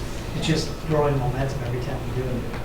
Gives you a common language too. to That's work exactly on these correct. concepts. Yeah, when we talk about higher order thinking, we know what we're all discussing the same thing. oh, it's been good. I'm Thank you. glad we're doing it. Thank you, Carrie. Thank you. Any other questions? No? I think, just so you guys are aware, Kim just sent a message and said that she's gonna fall off. Yeah, she's not. She's feeling worse. So, okay. I think next on the agenda is Deb, right? Nutrition review findings. Yes. Deb? Well, I got the lucky draw. You know, I've been here not even 6 months yet, and I don't think Mr. Beach had mentioned that to me during the I always thought I'd put him on the spot. But he did mention to me that it was a review year. I don't think that would have probably changed my mind. It might have, once I started getting, my hair's already gray, then it started to fall out with everything and all the emails I got. But it was a good experience. It probably, in the long run, made me better at what I do. Things they look at, and it is a USDA, it's driven by the United States Department of Agriculture, who gives us a lot of our money. The critical areas they look at is benefit issuance, which means our free and reduced meal counting and claiming, meal pattern and nutritional quality requirements, general areas, resource management, wellness policy, food safety, procurement. Oh, that one just about drives me over the edge. Professional standards and other areas of compliance. Other areas of compliance include like the vending machines. Is it meeting the USDA guidelines? HACCP requirements, I love this one, hazardous analysis of critical control point. Are we making sure food's not sitting out too long or sitting in the freezer too many years, all of those kind of things. Professional standards, are the right people trained where they should be trained. Wellness, smart snacks, water access in the school. That was one of our things that they clipped us on. They'd like better water access and civil rights. Have everybody been trained on civil rights? Are we treating all of our kids fairly and equitably? I think overall, I would say for the first go through, I think it went very well. Jean Easley, who was our reviewer, was really a very fair woman. I got to the point I had her on speed dial, and I think sometimes she had me on speed dial. It went both ways. I would send her something that I thought she wanted, and she'd say, no, no, no, no, no. And she would walk me through it.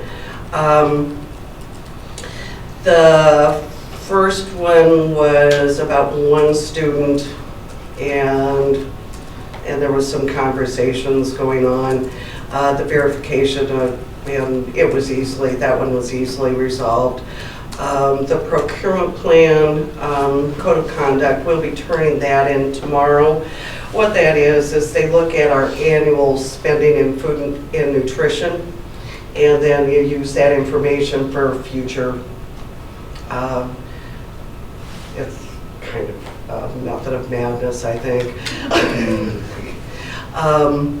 The review of the local wellness policy. I think one of the things that I found from that is we really hadn't given ourselves as much credit for a lot of things that were going on, weren't listed and weren't taken advantage of there. And so that's been reviewed. The person in charge, that would have been me. As a dietitian, I had never, that's the 1400 one, I have never had to take a Serve Safe class because I teach them. And the reviewer had a different point of view on it. And so I had taken one through the University of Mississippi that was approved by the USDA, but not approved by the state of Iowa. So I did spend my 8 hours doing that, and I get to do 8 more hours of it this summer, as do 4 other employees through the school. Meal counting and claiming, that was at breakfast. It was, I tip both ways on this one, because one of the things the focus school was the elementary. And I have Lynette running around in that dining area in the cafeteria, and occasionally we get kids to come in earlier than someone who's counting the meal.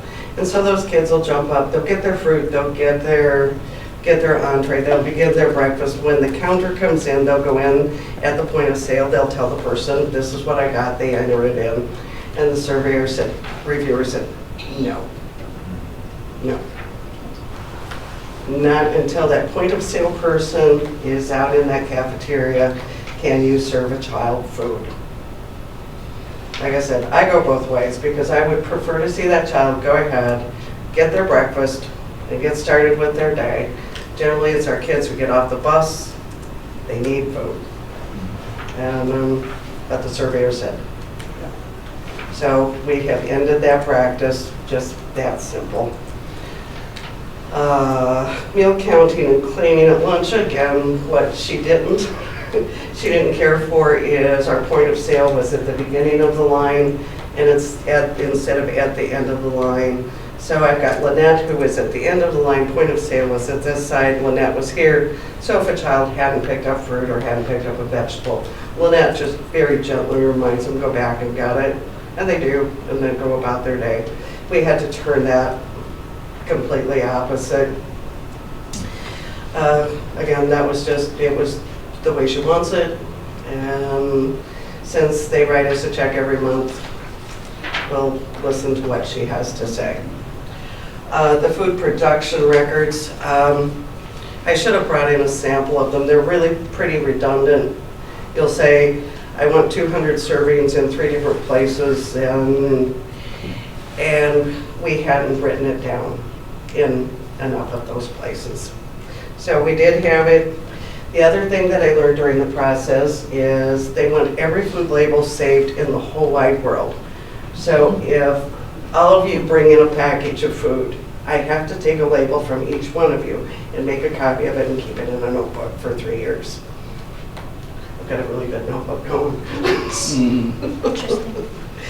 Interesting. And then with that, you also have to go back in, because some of the time on like our commodities, an ounce of meat, such as the turkey or the turkey or the ham, where on the package will say an ounce doesn't necessarily mean an ounce of protein when I work with commodity foods.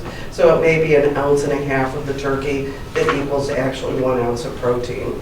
So what I'm in process of doing, I'm going through and rewriting every recipe that we have in the school. And it's okay. It's what has to be. And so what I did for that is I just simply rewrote those recipes and wrote in the numbers. And so it's one of those things. The free potable water, they would like water or a water station in every building. I would too. So what happened in the elementary, here they are in the cafeteria, and the water station is out here. And they would like the water station right in that cafeteria. So if you go into the high school, we've got 2 right in the cafeteria. So in long-term planning, in the ideal world, you want a water fountain in every cafeteria. So what we've done to answer that is we set out glasses of water. The kids actually love it, and it gets to be a contest now. So what I've done, and it isn't in here, I've started to look at, there's different grants. There's really a lot of grants out there for water stations. And so that's on my agenda for next year. The freezer thermometers, just straight up, that one was my bad. We had just had our annual survey with D. Scott Duden, who has surveyed my work for years. And he said everything was good, everything was chipper, and I didn't open up the freezer doors myself. And there was not a thermometer there. So we put one in. Special milk counts, it's the same kind of thing. You watch those teachers who work with those childrens at preschool, and they get really excited about their milk, and what they don't want them to do is to take the count in the morning when the kids first come in. They want it as they're serving the milk. And so that one was just education. Non-discrimination statement was, oh, missed that one was good. There were things that she liked. Dietary specifications. She really wanted me to really look at those. Again, that one goes back to really looking at every menu, every recipe, and redoing our counts. And like I said, that's a process that doesn't happen in a day, and not going to. She said our non-discrimination was fine, except for she wanted the lines just shortened up. Not a big deal. Meal components. She was really good until she took one of our cups of peaches and she said, "Can you put that in a half a cup measure?" And it was probably 1 bite short. Goodness. Missed a peach. It was. And you can't do anything but own it. But here are kids that the requirement is for them to have a half cup of fruit per meal. So the kids are already picked up a carton of juice, and so they met the requirement, so that all the rest was extra. And so she left that one as technical assistance, just to be sure. And so what we've done is we've ordered to actually have a larger size serving utensil for them. The meal components. She wants that, again, that goes back to their form, just wanting to make sure that 200 is written in every slot, not just at the one that's critical at the end of the day. Food safety, one of the things they would like, and this was something that was probably a year out, they'd really like a HACCP plan. Our HACCP plan was old, it was dated. And again, that one is just going to be something that it's going to take some time. It ends up being a 400-page book once you get it corrected. There were lots of things she did like. Lynette did a super job. I'm just very pleased. She liked our civil rights posters. She liked that the students actually were starting to have some voice in what was coming out.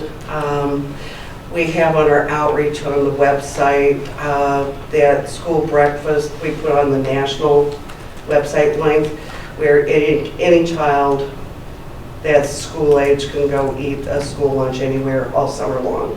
And we have that located. She likes it that our revenues are in the black. I do too. And that the wellness policy, needs to be posted on the website, and that's all good. That the food staff did do a good job with their food handling. They do a good job every day. They work hard at it. It's important. She took a photo and was going to put it on the website of how the setup was at the elementary. That it was bright, it was colorful, there were good choices for the kids, and that was good. Reimbursable meals, that it was friendly, it was encouraging, and the special milk, you You gotta love it when you see those kids come and there's two children and one on each side of the bucket and they're in the milk container, they're pulling out the milk and they're carrying it back, you know, it's just, there really are so many good things going on. I said overall learning experience. Good news is it's an every 3-year thing. State of Iowa is asking for a waiver to start going every 5. Yes. It is a ton of paperwork. I wish Tia was here, Gail, Lindsay, the amount of work that everyone puts in on this in the last few minutes, it just gets to be astronomical what she asked for ahead of time. I thought in healthcare our surveys were intense. This one puts it to shame. And they're just there, and it's truly it's that snapshot. You either have it done or you don't. And if you don't, you own it and move about your day. Fix it. Cool. Thanks for Thank- your yeah. update. I'm just curious, I mean, when they come in, so it's every 3 years. Yes. So did you feel like there was some good historical information for you from the last visit, or did, no? And and that's not anything that I think that that's something I would rather not point a finger at anyone. It just is what it is. But I'm just asking more for 3 years from now, One of right? the So what things- are we doing to build so that, I think we all appreciate that you put into the tough situation with 6 months in and here it is. So 3 years from now, you're kind of building a foundation so that the next one goes much smoother, or you say, well, here it is. Right? The good news is this is all now public information. 3 years ago, the information was not public. It is now. I actually looked this up before I left home, and it shows 5 pages of everybody's review is online for the state. So that's good news. Once the last responses are in and accepted, those will also be in place. One of the other things with adding a little more to that, maybe too much information, but also Mallory Larson has started as the new cook captain at the middle school. And what I'm doing is actively working with her. Believe it or not, that was her dream job. So kudos to all of us to get her to do that. I'm showing her and getting her involved with ordering of commodities and time frames of where those things have to happen. So it isn't just one person knowing this is when it happens, because that's when you start to slip in and you don't have somebody necessarily that you can turn to really quickly and say, where do I find that now? And I don't think that's anybody's fault. No, but can we build on this so that in 3 years it's a much more straightforward process? Here's our HACCP manual, here's our procurement plan, here's our, right? I fully agree with that. And one of the things that I have put in is for a cook captain at the high school. And so instead of me doing the cook captain job and the department director, to have someone running that kitchen. And so start to put the systems into place, get the HACCP plan in place, and then do the training as it goes and update it as it needs to be done. Right now we have, every school does different paperwork, get us all on the same, and again, that's not anything to point at, it's just, I'll guarantee you that 90% of the schools are probably in that same kind of a position. Sure. Unless they have a contract, and then they come in and just make it all happen at once. And I think that we can do it. We're not going to do it tomorrow. Right. What's the timeline on response? You mentioned? 15th of this month. The only one we do not have a response to that's been accepted is the procurement plan. And Tina and I are going to finish that tomorrow. I think it's just a matter of submitting it. Deb really worked hard. I applaud you for the standpoint. You're kind of in a tough position, not kind of, you were, coming in, and there's a lot to getting this ready. And so she worked hard. I think Gail did, and I think Tia did too. There's a lot of information. I mean, you know, she was here for what, 3 days? Is that what it ended up being, or so? Friday, Monday, Tuesday. I don't know, I think she was here for a week. It seemed like it. But anyway, I think that you did a good job of bringing that together, and I appreciate all the rest of the people there that was involved in that too. Yes, thank you. Thank you very much. But can I share one other thing? Okay. It's not against me, is If it? it's a, Yeah, no. It's something that Gail and I talked, no, it's not, I promise. Okay, go Unless you're ahead. gonna give me a snow day this week, I'm not like we've been doing a lot of different things. We had a record month. A record month financially, record usage month for the Gilbert school system for both breakfast and lunch. That's We fantastic. had, my recollection was, we were $78,000 last month for, so we had 8,000 from a year ago. wow. Congratulations. Thank So, you. Yeah, congratulations. We're making it happen. So these are just bumps in the road that'll make it better all the way along. Okay? Thank you. Thank you. Thank you Good very report. much. Thanks for all of that. Okay. Next on the agenda is announcements and celebrations. Woohoo, That's the only one here. I do have a few things to share. Graduation is ramping up. Things are going to happen here in 2 weeks. Pretty excited, 120 graduates. So we're moving closer to that. Baccalaureate is coming right up, followed by next week is kind of the big week for seniors' last day and graduation practice and the school visits. And so we're pretty excited about that. We are changing orientation of graduation. We've always been facing to the north. We are now going to turn so we can use both bleachers because we're getting to the point now where we need both sides. We're getting full. So we've made arrangements to kind of reorientate the way graduation is facing. So the stage will actually be on the east side of the gym where the pep band would be and facing to the west. So we'll have seating on both sides, full bleacher seating plus some floor seating to accommodate our larger classes. This class is 120, but we do have 2 classes of 140 coming. So you can kind of see we're going to need more room as we get, and over the last couple of years, we've pretty much filled up one side of the gym and quite a bit of the floor and the pet band area. So we're definitely, that's a big change. That'll be interesting to see. U.S. News and World Report recently ranked Gilbert High School as the 4th best high school in the state, out of over close to 350 schools in Iowa. And then we were 1,160th in the nation out of 17,000 ranked.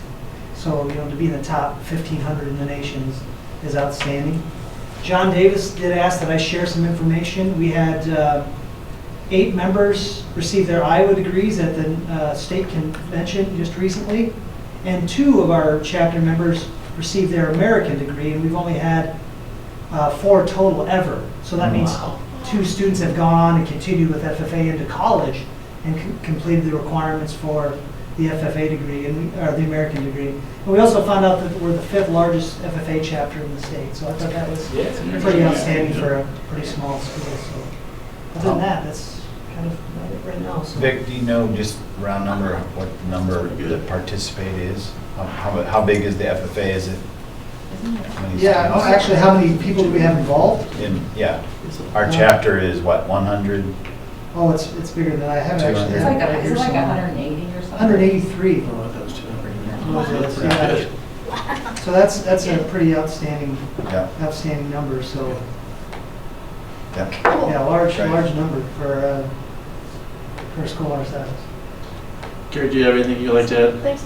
No, I don't have anything right now. I got a couple things. One thing that's going to happen in the fall is that we are going to maybe go back to old-fashioned way of doing something, but we're going to be getting out information about what's happening at Gilbert. That could be building, that could be academics, that could be everything.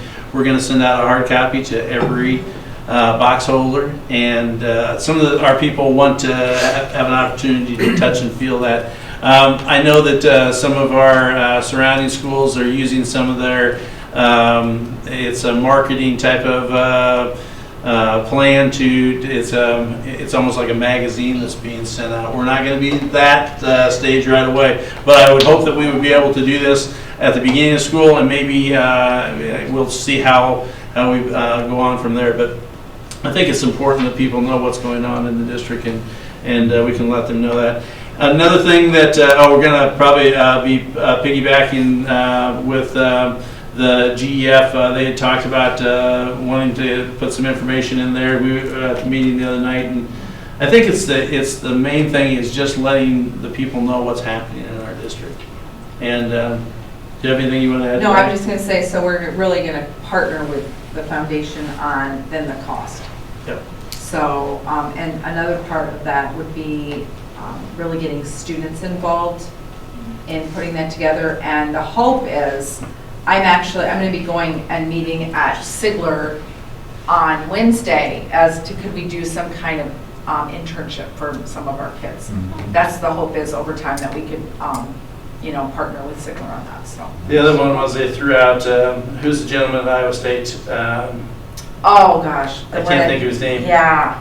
But Lawrence something. he's on the chamber board. Yeah. They said that would be an excellent. Yes, What was it? thank you. He's one of my best friends. Really? That's who? He's- Is it? Cunningham? I think Yeah. that's what it is. They said that would be an excellent opportunity for some of our kids to maybe do something there on this information going out. Anything else, Carrie? No, that was, It is School Board Recognition Month. I'd like to thank each of you for being part of that. And we have, as a token, we have a certificate for you, so congratulations. Thank you. There you go. These people, the people that are shaking hands here at graduation, we can get you ready here. Thank you. Good job. Thank you. Thanks. Yep. And that's all I have for that portion of it. And maybe have some people here that are getting close to being ready. I think they are. Do we have any board reports? The next item, I was trying to think of what they would be. I don't. Tyler, do you? It'd just be what these gentlemen are going to Yeah. do, or a team is going to share. Okay. Okay, so I think we can move on to the next part of the agenda, the new business. Next up is construction. Adam, it sounds like you're here to talk about a slew of items. Okay. Gail, can you put up the budget summary? I'll go through that first. I just probably best to go through first.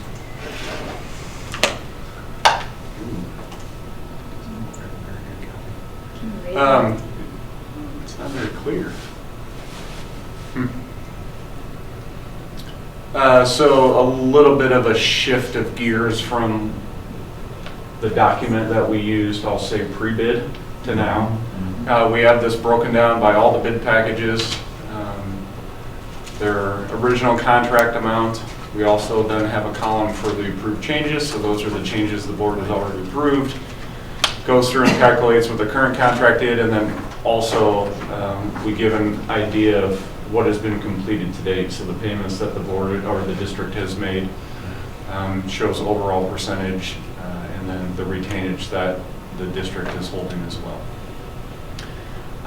So that's every bid package contractor all the way through.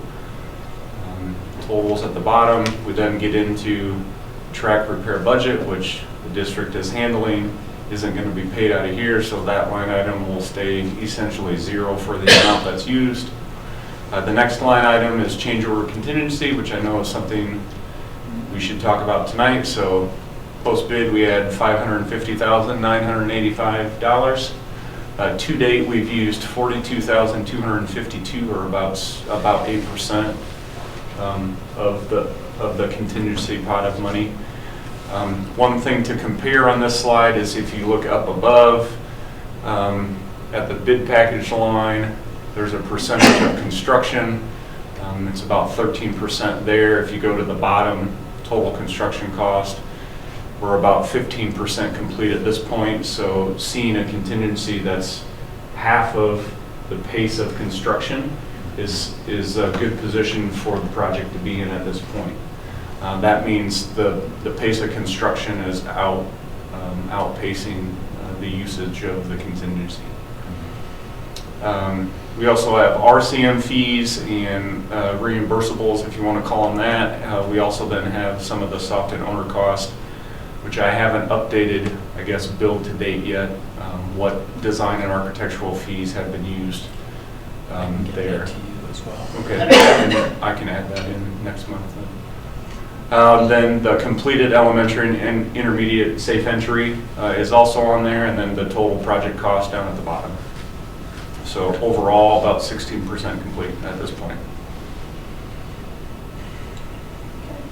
So when the board members see these on the agenda, Yep. and they're saying, okay, there's a number of them this time, but you just went through there and showed us where we're at contingency-wise and what we have spent, so we know where we're at as we go through there. I mean, I know these add up, but one of the things that I had talked to Adam about was I asked him, I said, can we just make sure that the board members understand exactly where we're at, because it's pretty important when you see different things, and there's not anything, that's astronomical, but there's, every little bit counts. So thank you for putting that together, or Art and you, or whoever put that together, because it's important that we see where we're at and where we're continuing to see where we're going. Yep.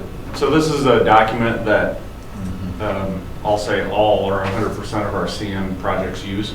So all the districts that we're working for right now use this same document. So It's good. I really like it. It's very transparent what's, and where we're at. I thought it was fairly important to try to keep it on one page. A lot of pages, if you have multiple pages, information gets lost. Thank you. So. Appreciate that. Okay. I'll add to that, with the pace of construction outpacing the pace of change orders today, about a factor of 2 to 1.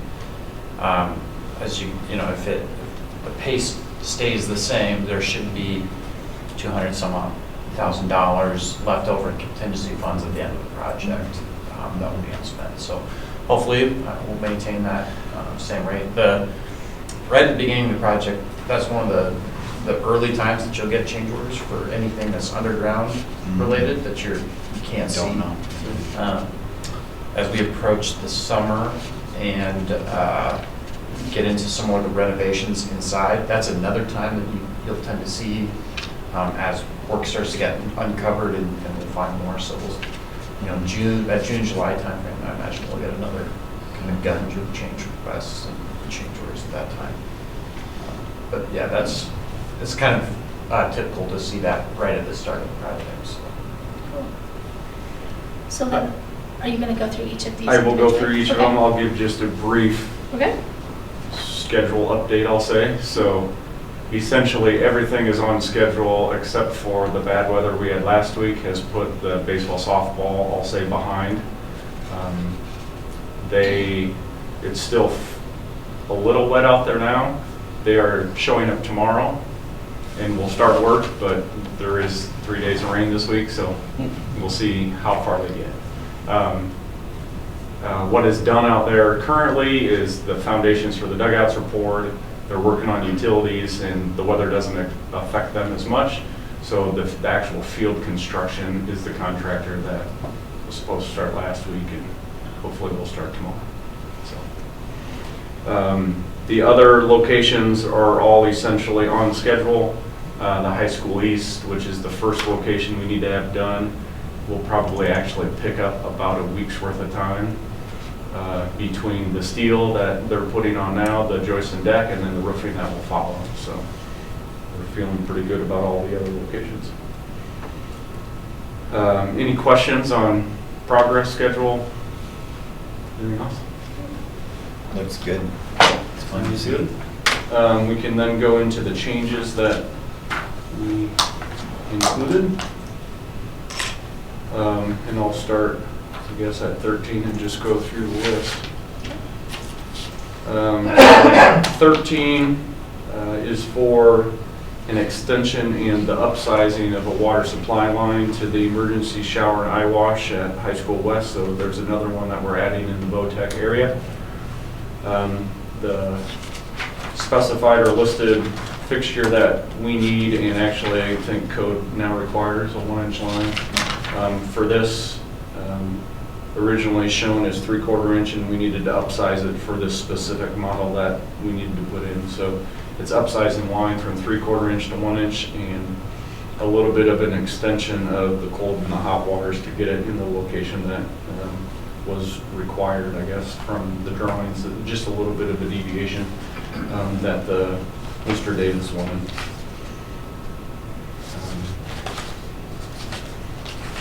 We reviewed pricing. It's all within, I guess, standard practice. Do you want to listen to all of these, or do you want to approve them one at a time? Or I thought maybe we could kind of bunch them up at the end, so.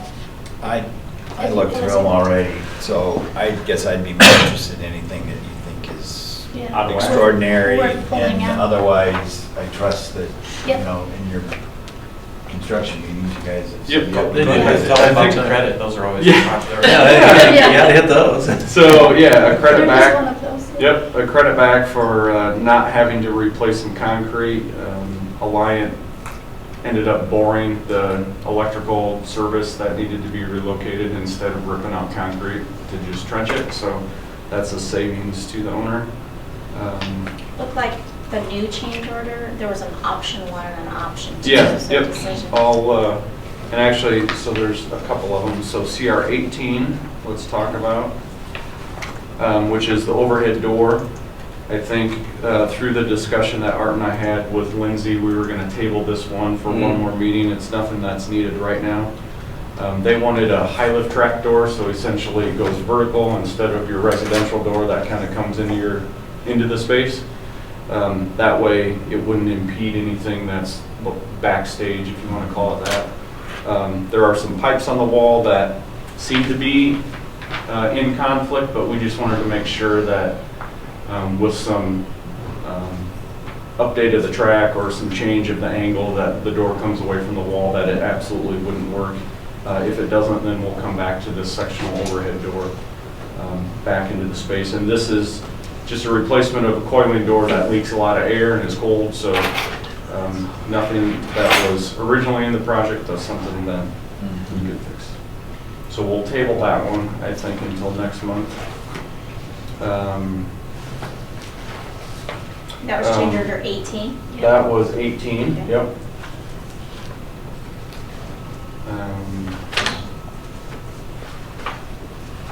There's the one that's other. That was 18. Sorry. Oh, the one you're looking for that has that. Yeah, the one we were just talking that about 19? has. Yeah, 19R? 19R is the one that has options, which I didn't print a hard copy of. Okay. Doesn't look like if you want to open that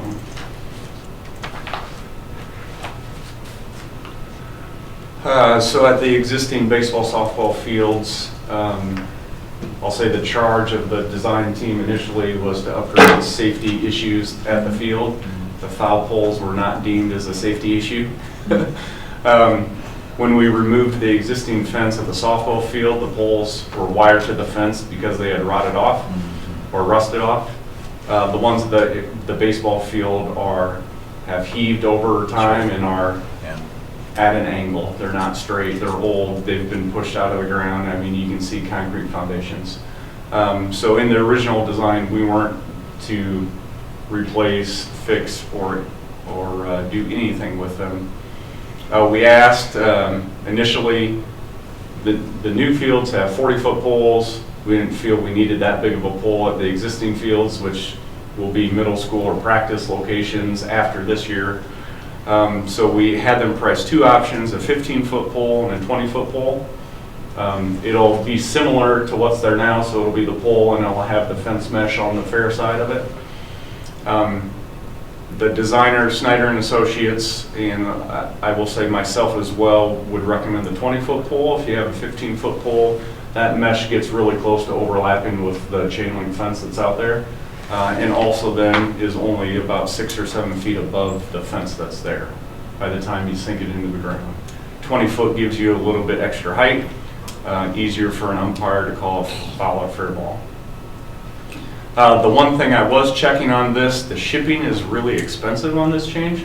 It's about $2,100 to ship 4 poles. I don't know if there's a way that we can approve it without the shipping or something. I have a question into them to figure out why it's so expensive, and I have not heard an answer back yet. If I need to go drive somewhere for $400, I mean, I assume you have to put it on a semi, but you can get a LTL semi cross country for $400 or $500. Where's it coming from? I don't know yet. I have not, like I said, I haven't had a response yet, so. I don't know. But that's the price for 4, 2 for Yes, each. so it would be 2 fields. Yep. So we did compare this. I asked Snyder and Associates. He said a field, so a pair of poles, is about $1,700 for material. You would then have the shipping and the installation on top of that. So the only thing that seemed out of line to me was the shipping, but I don't. Adam, I bet if we know where the location is, that we could, there would be someone that would send a flatbed out to pick those up for less than, what was it? It was $1,000 a piece, essentially per field. So, I don't, it's the fence contractor is who's putting it in. They're located in Des Moines. I don't know. I mean, they have to pay for shipping because it's a prefab item that comes from somebody to them. So. Where is this on the agenda? Number 19? 4. Yeah. Number 4, if you have the old agenda, yeah, it's the new agenda. Got it. So. Sorry, it was a late ad. Agenda. Good, thank you. So can we do that? How do we do I don't know this? how you proceed with it. So I would just say, let's approve it of that, and then if we can get cheaper Shipping. shipping, So you fantastic. Yeah. Okay. Technically, this is the change request. Yep. Change Officially, order it's could be not a something. change to the contract until it's a change order. Yep. Similar terminology, but the official change to their contract doesn't necessarily have to reflect that value. If we can figure out a way to get the shipping cost lower, we can, approve whatever it might be, So the $4,000, recommendation is option $4,500. 2, right? Yes. And to hold off on 18 at this Yeah. point. Correct. Yeah, table Yep. 18. Everything else is fairly And option straightforward. 2. Yep. So I move to accept the change orders as listed with the exception of tabling 18 and selecting option 2 for order 19. Okay. Second. Okay, all in favor? Aye. There we go. Too late after. Good. Okay. It's already approved.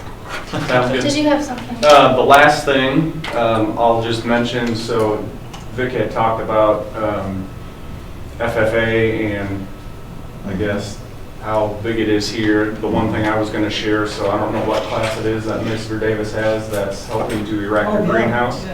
There was interaction between Story and the kids for help and assistance, I'll say. So they worked side by side to help get the anchors drilled for the columns, and then we provided some safety equipment for them to use, a drill that's got a vacuum attached to it so that it cuts down on the dust and silica use that everybody sees or could inhale. So I thought that was good collaboration, and we had a guy that was available, so it worked out great.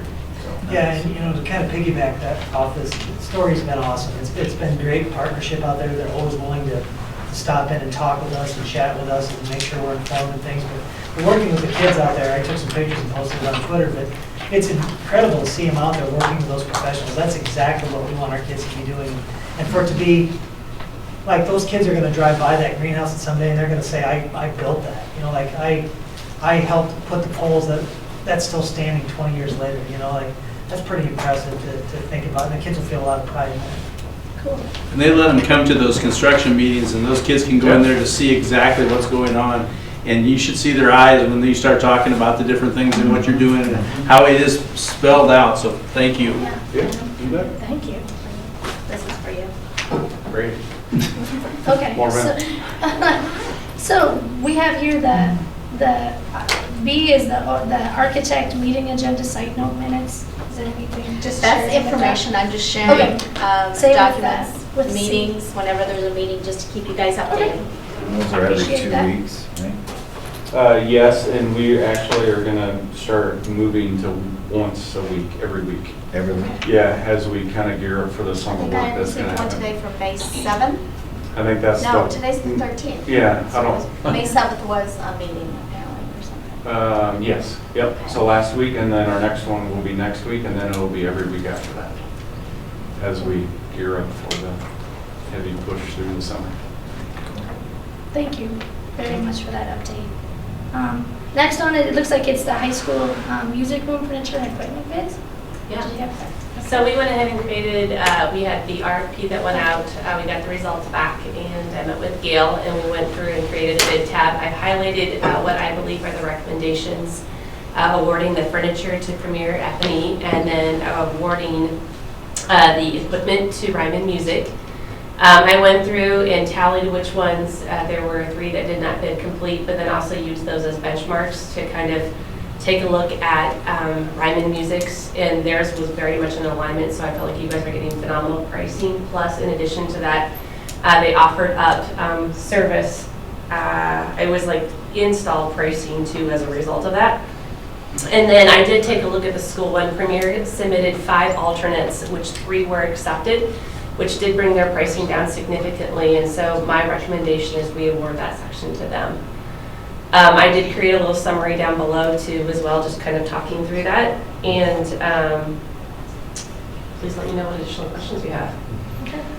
Is it unusual that some would not have a complete bid? I mean, why would they put did they think that we would parcel it out partially? Yeah, or? so we did put in there that we were awarding it complete. A lot of it is when you can pool a lot of the items together, greater volume will often get you better discounting on things. One of them I actually thought was lower until I dug through it and realized they had not bid it complete. Really a lot of the items like the sousaphone component stand was one that anybody could get. They just chose not to do it. They were more of a wholesaler. So is that normal? Sometimes yes. I hate to say it. So it's just kind of going through and weeding through that. Because in reality, you're saying really we got 1 complete bid for furniture and 1 complete bid for equipment? Actually, you got 2 complete bids for furniture and 1 complete bid for equipment. Yeah. With the furniture itself, Premier was lower, and a lot of it were due to their alternates. And then I would say it looks like Ryman is actually high, but when I benchmarked, like if I were to take the pricing off the item that they bid and then subtract it out, really their bid was very much in alignment with the other bids too as well. So I felt really good about the pricing you got. So what do you guys think about that? Are we gonna, it says consider and approve, so do we have a motion to approve that? Can I ask a question? Yeah. Can I ask a question? How does this compare, I'll say percent-wise, of the overall FF&E? Sure. So when we take a look at this, and I've done some budgetary numbers, and I'll pull that up too as well, just as we look at the furniture. The furniture itself for the band is about $5,000, and I think you're really looking at about, with the middle school and high school itself, $150,000 worth of classroom, office, and collaboration space furniture, so it's a very, very small percentage. And I would say the same with the equipment too, as well as it relates to the music area. So I would say percentage-wise, we were looking at a very small percentage. Less than 10, 20%, like 10%? I know some building principals will be glad to hear that. Yeah. Well, also too, the numbers came in less money than we were anticipating. So I know Vic and Byron were super excited to know that, hey, from some of the budgets we had done, it was less money. So that's also nice when you're looking at it from that perspective too. Great. Okay. I've lost my place here. So do we have a motion to approve the high school music room So moved. Premier and Ryman? So moved. Second. All those in favor? Aye. We're kind of, Tyler, second it. Just- Yeah. That's all right. I feel like a battle power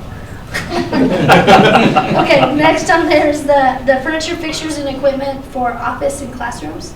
It's Yes. 90 pages, so. I sure you all. Page 1. Come on, get these were fun. Yeah. And you thought the music one was a long one. He'll really enjoy this one. So based on some of the things that we were working through, I created a little bit more structure with the schedule of events, one due to the size. Two, I wanted to make sure that we had definite, because I am anticipating based on the fact that I got 5 alternates off the music one, that we're going to get more alternates off of this one. So I created some structure, included the alternate form, and then also created just kind of the schedule of events just to let everybody know what was going on with this one in particular, along with the 2 different installation dates. As we take a look at, so that was kind of a key thing I wanted to touch on. The other one, you'll have a lot of understanding what Vic and Mike have been going through for the past couple months. In addition to being principals and doing everything they're doing, we've been going through meeting with them, and then they've also met with some of their teachers, getting feedback in relationship to the classrooms to make sure they're designed to support the way that they're teaching in a way that we also will support the way they're going to teach in the future too as well. So we've created a lot of flexibility. We've also worked to create a standard kit of parts. So when I say standard kit of parts, our goal is to create classrooms that we have the opportunity, if we add something or move things around, that it can be shifted if we need to in the building. So there is some standardization that is done. What you see in a lot of the pages is we try to also make it super easy, so when people go to bid this, we included a picture, we included a description and model number, and then we said here are the performance specs that we believe to be critical based on the feedback that we got from the district. So things that you'll notice, like this is a table that has casters, must contain these key features. We try to give about a thickness of a work surface and try to create some quality standards that would be appropriate for the district too as well. That's why it is 90 pages. And then created, just as another double check for them, an itemized listing too as well, in addition to the alternate form. Notice that you've updated the finishes to match the architectural finishes that we selected too. So on the details. One of the things that was important is we didn't want the furniture to look out of place, and so we took into consideration, if you look, even some of the finishes are spot on a match to what you're doing in some of the spaces. Vinyls that will be very cleanable is important, and then just also try to create spots that kids could easily move the furniture, but then also some kind of creative pieces too as well. Cool. So Okay. if you go to 42, Gail, I'm just curious, are there German and French and Latin beanbags too, other than just 42? Oh, so we did some beanbags. So that is for the Spanish classroom. Yes, this is the Spanish next one. one. So that is the piece there that, yep, we've got a It's a Spanish classroom room beanbag. Not to So be used in another one. Not to be used in And those German. used in Yeah. German? No. They took these in German They too use as well. Spanish beans for those. Yeah. Different type of. This is the one cool thing is we got to meet the teacher, and I forget her name. Mrs. Hamlin. Mrs. Hamlin, she is amazing, and she is super interactive with her classroom, and so a lot of it, she said, is I do want a couple tables, but the way they do it is through repetition and interaction, and so we created a classroom that's really going to support the way that she teaches, and it's going to be a fun space. In fact, she took pictures of furniture in our showroom, and she took them back to the kids, and they are jazzed for this space. Let me tell you, it is. But then we also said, how do we make this, very easy to repeat and also cost effective? And so those are things that we've also taken a look at too as well. Cool. So if you would like an Italian beanbag, we can look at that too. Yes. Just wondering. Okay, so I this know was, Chinese ones available anytime. this was just so for the approval of issuing the. And then I'll come back in June is the Yep. timeline. Yep, so, we have a motion to approve that. So moved. Second. All right, all in favor? All right. Is that what it Yeah, check, done. Okay, thank you very much for that. Looks like 502 is review of the district open enrollment matrix. Right, would we, if to get that a little bit, boy, I tell you, I'm gonna have to start wearing glasses. Our kindergarten prep is what's been added. That's the thing that's changed here. Since we do have that in there, I know that Stacy has worked with, I don't know if it's with Gail or with Vicki, and Cassie, as far as trying to get this information in there. I'm not going to go through it. I don't need to explain it to you. That's the addition to the open enrollment matrix, our kindergarten prep. Okay, and there's no action necessary on this, this is just an FYI? Just a review. Yep, okay. Any questions or comments about that?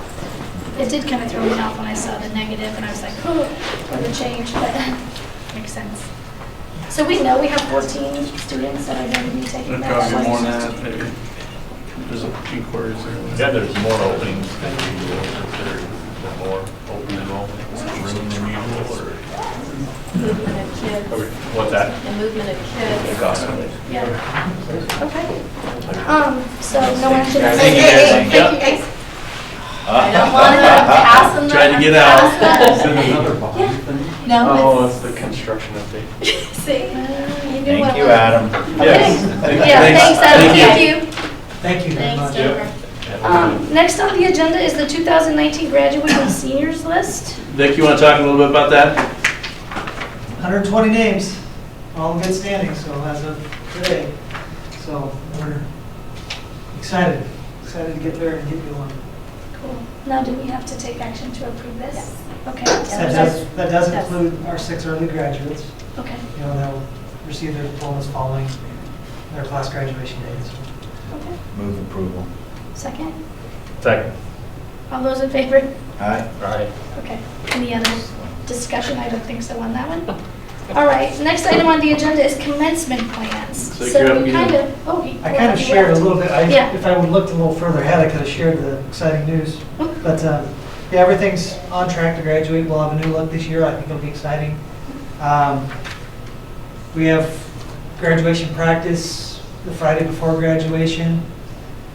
Graduation is at 2 o'clock on the 26th. And we're ready to go, so. Do we know who's speaking at that? Or is that later in I the- believe Tyler's opening and Brian is closing. Okay. Our graduation speakers are Tristan Papillon Oh, cool. Ah, and Will Turner were selected by the senior class. Cool. cool. Okay, thank you. So again, that is not, I'm trying to look, that is not that's No, just it's an just update. information. Okay, looks like we have action. 505 is the student fees and hot lunch prices. So looks like those are going up. We do a review and a comparison with, well, we're doing more and more with our Raccoon River, our new conference. And so I provided that. But in turn, I also, for example, like band and vocal, we were a little low. But then I reached back to Byron and Karen, and they're saying, you know, our cost is less than this. We feel like this is enough. So with their input, we left it at where it is because their actual cost is within that. So, so that is, I basically gave the supporting information on where we fit in on prices. We normally, since I've been here, it's a 5-cent raise on breakfast and lunch, and that's continue with that trend. It looks like we're right on target. The adult lunch and breakfast is pretty much dictated because there's no reimbursement from federal, state, so we basically have to go with what is recommended by the federal and the state to cover all costs of that meal. So basically, we're doing the traditional 5 cents bump for everything, and we charge the same for breakfast in all buildings, and then just a 5-cent increase on lunch and all those. We are mandated on the reduced breakfast and lunch prices, so those don't change. So, if I'm not reading this right, tell me, but so why is our textbook so much higher than everybody else? Yeah. I don't know. It's been $92 since I've been here, and I'm starting my 4th year. So I don't know what the when it was put in place, what that was, you know, what the idea was. But maybe, you know, maybe others. I don't know. Sometimes people have a textbook fee, and then they have additional, if you take this class, it's $5. If you take this class, it's another. Yeah. And Maybe that's how. yeah, if you look at it, there's like safety glasses, chemical goggles. So if you took chemistry, I'm assuming that earphones for technology, where we basically $92 is, that's it. And we don't, collect any other fees. Okay. So. Is there any provisions for those that may not be able to afford that, or what? How do you handle What that? it is if basically there's a reduced rate if you're on reduced, Oh, okay. and they don't have to pay for it if they're on free. They have to fill out a waiver. So Okay, there's a waiver that is attached to the free and reduced application to let them know that. About that. Yes. Perfect. Yeah. Good. Cool. And then we just don't collect it. Yep. Got it. Okay. Is there a motion to approve that updates? So moved. Second. All in favor? Aye. Okay. Approved. All right. It looks like we have some policy conversation This now. is a revision, and I think turn it over to Mike or Vic, whoever wants to do the talking there. We one of the things that we wanted to do was we wanted to look at our one-to-one policy and see what we needed to do for repairs. And I'm going to let you, because you had kind of handled a lot of that. So I'm hoping to, with my student handbook this summer, also update the one-to-one handbook policy that we have. It's not been updated since Chris originally wrote it 6 years ago. But in there, so the repair policy as written, Gail, can you just scroll up just a little bit? So as written there, the way it was designed was the first accidental the school paid for, the first negligent repair was on the responsibility of the families. The trouble comes into actually proving what was accidental and what was negligent, because short of video evidence, I can't. So the school eats the first one essentially, and then families will pay the second. Well, what's happened over time is our repair costs have gone up dramatically. So a lot of kids will have some damage on their Chromebooks and then not bring them in until a teacher finally sees it. No kidding, just this week we found one with Scotch tape holding it together, and the teacher said, hey, you need to take that in. Well, because he knew he got one for free, he was waiting until basically it was held together by tape before he'd bring it in.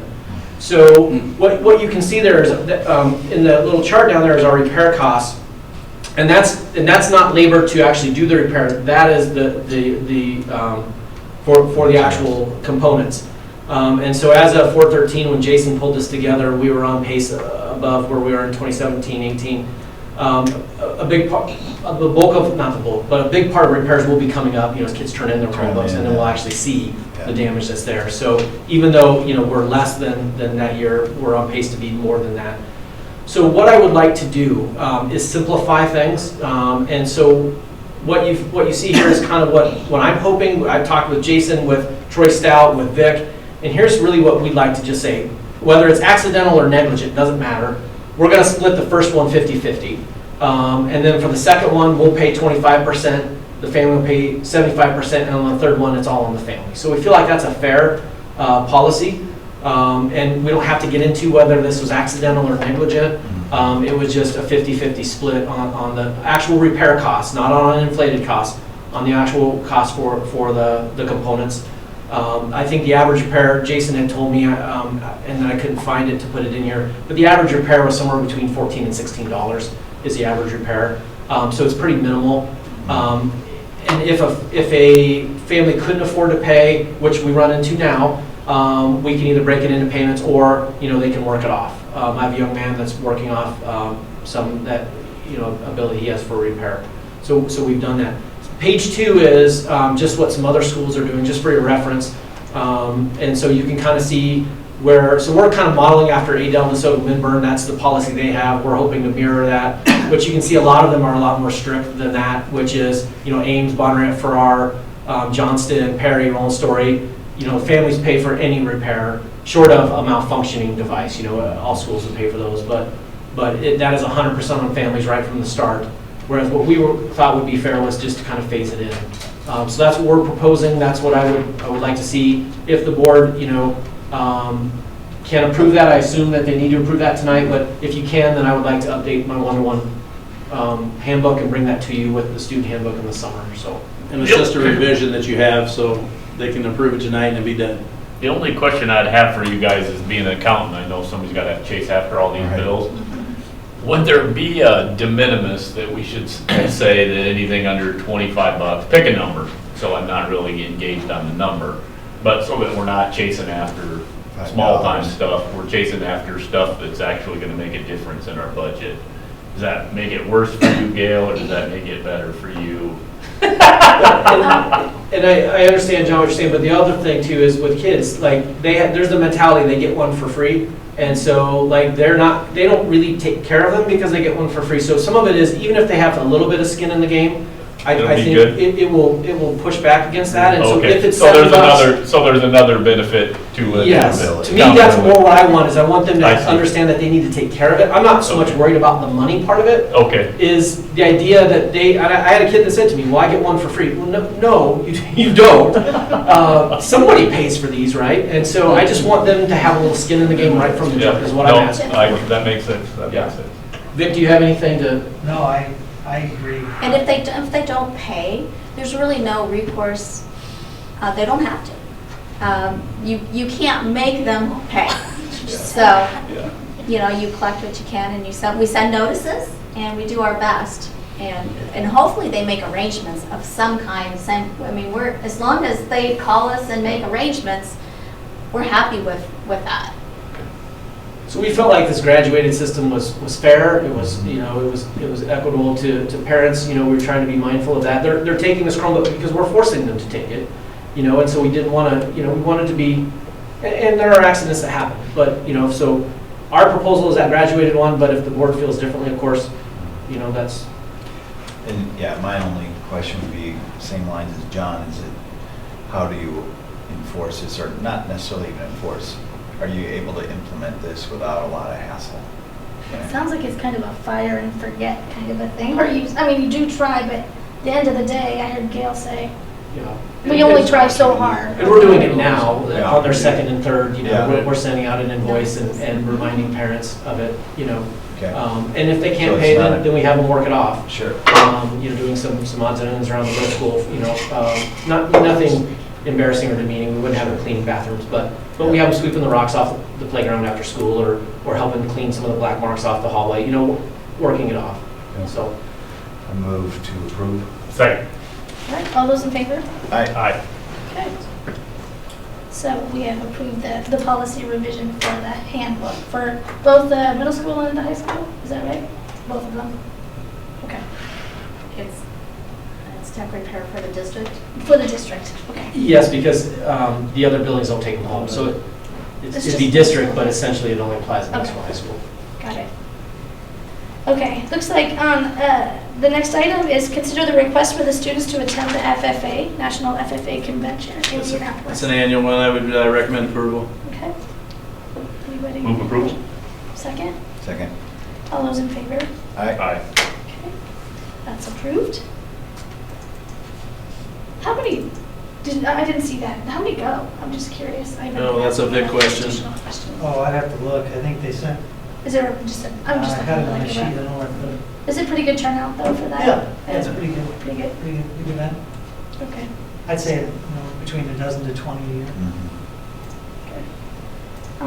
Looks like the next item on the agenda is the intermediate school roof project bids. Yeah, I had a chance to work with Art on this a little bit. What we are trying to do is, this is part of our summer maintenance program that we're doing. This is not part of the project, but one of the things that we looked at was, I believe it's the two gym roofs. There they come up here.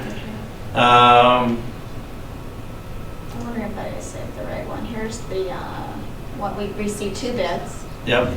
And One is from 316 and- 316, yep, sorry, and go the ahead. other one is Central. Art, one of the things that we ask for your expertise on, the fact of we don't not very commonly put out bids and things like this. You want to mention anything here? Yeah, sure. So, yeah, as Lindsay alluded to, he contacted me last week with some help to write an addendum for the project. There was just one tiny little line item in the bid form that made it so that a local bidder could not bid the project. That was 316 Construction Group. They're actually the contractor that's performing a lot of roofing for the big projects over here. And so we helped revise that language so that they could bid the project, so you guys could get multiple bids. So we knew that it was likely going to be Central States and maybe one or two other bids, if you were lucky, being a relatively small roofing project in this location. So we also revised the bid date to give bidders the proper amount of time to put together a bid after the addendum. So that bid was this afternoon, and we got the 2 bids from 316 and Central States. And based on conversation with Dan Wright, the 2 roofs over the gym areas here at the Intermediate School are the most critical. And if you add the 2 roof bids from Central States together and compare them to the to 316 Construction Group, Central States is the apparent low bidder, and that total is for $76,070, and that's with, there's an add alternate for performance and payment bond for, it was only a couple $100. It was money really well spent to take that add alternate. The other 2 roofs were some nearby roofs, and that took their totals up to, I think, $120,000 and $136,000, give or take. Still, the Central States being the low, and 316 Construction Group being the high of those 2 groups. It sounds like Dan would like to pursue those maybe next summer, the next priority ones, but this time that wasn't necessary. They went ahead and got the bids from, thinking maybe there's a bit of a discount if we put in more roofs, but it didn't amount to much of a discount or savings in the area to add those areas as well. So yeah, it's my recommendation to accept Central States Roofing's proposed bid for the west and east gym at section 2B and section 7, and to add the performance and payment bond for that total amount that's in that letter of recommendation. And our plans are to try to have this done in this fiscal year. Okay. So that is that the amount, you said 2B and 7? So that's the 76. 76. That was the Yep. different Yep. 76. And then to add the performance and payment bond, that Right. $470. $470. Okay. Move approval. Okay, Second. All those in favor? Aye. Any other discussion on that? Thank you, by the way, for your help on that. Welcome, we're glad to help. Consider LED lighting quotes for the intermediate high school gyms and intermediate. See ya. Thanks, Art. You got your coat? Thanks, Art. Oh, yeah. Wow, these are heavy. Okay, so we have the LED lighting quote, Lizzie? Yep. You have another one for you. Yeah, that's the intermediate hallway and intermediate gym. And then the high school gym. And then Supply Works is the second quote on that. So you have the first quote would be the PQL, They were the lower of and they're the lower. 1638, is that what that said? Or So you've got 53, I can't the read that. intermediate gym. Intermediate hallways. And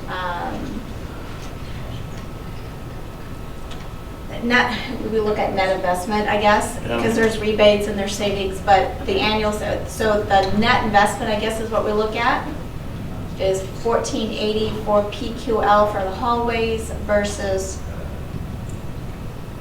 $3450 plus freight. So the PQL is, and then the intermediate gym, you're looking at $5696 versus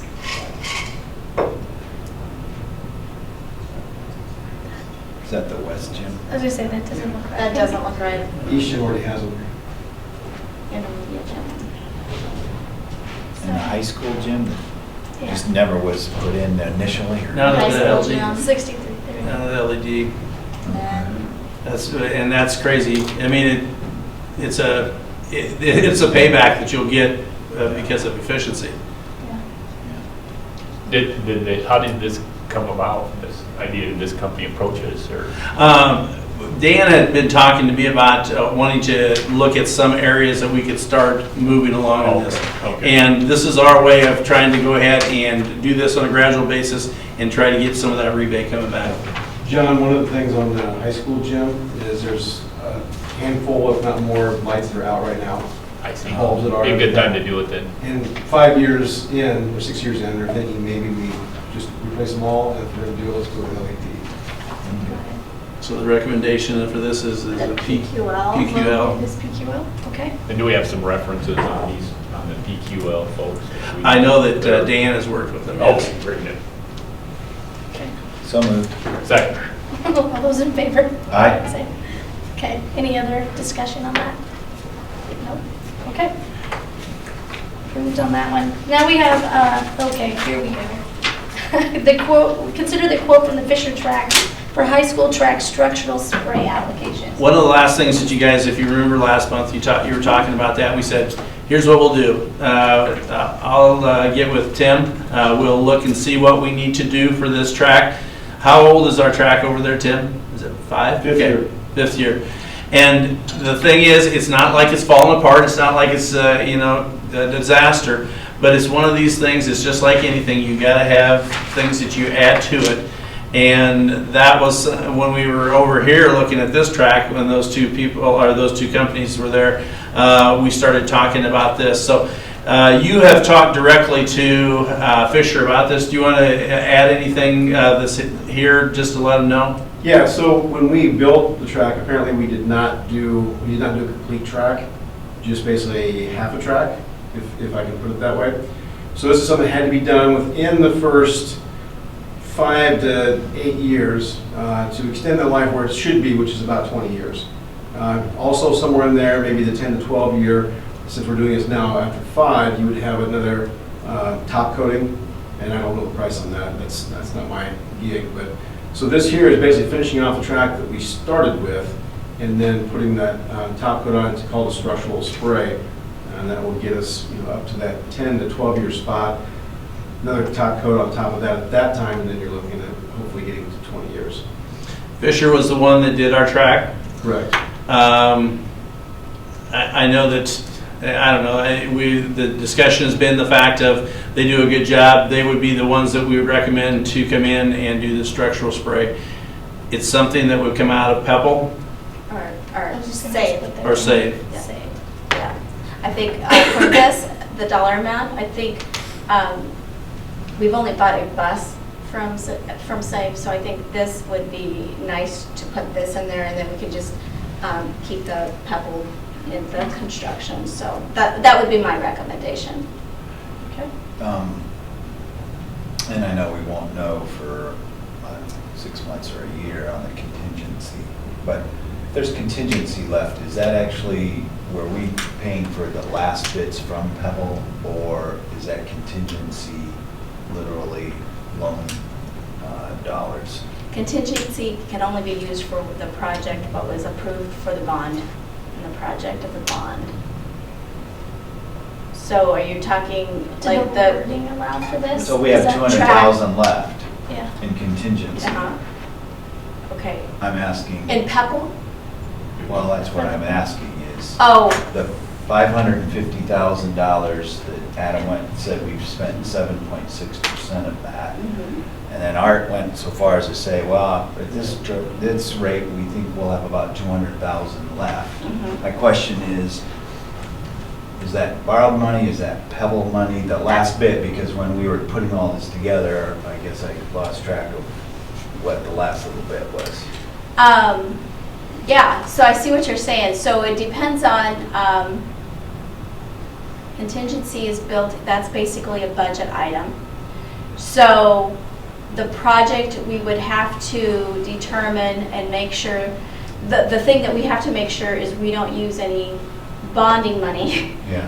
for, this would be an example, what was in the question. So it wasn't in So- the original It wasn't in the project. Right. I So don't that think the it is. I think contingent- the last bit that we were paying out of our 14 million was actually some Pebble money, I thought, which that, then if we don't spend it, just stays in The Pebble, Pebble, right. which gives us more room to spend $73,000.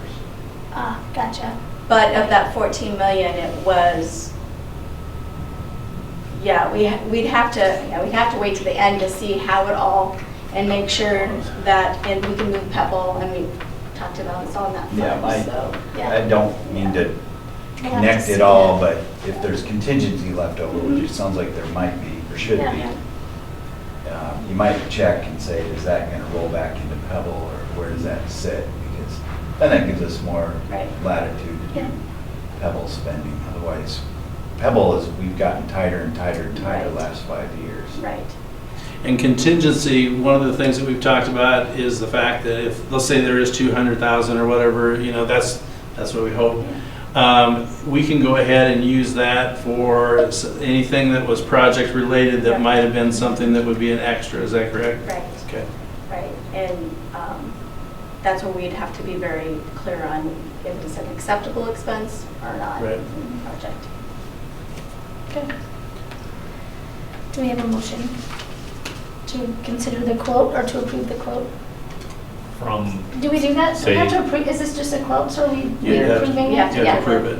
Yeah. For the Fisher tracks? Yes. For the spray, so. 73. 73,000. so moved.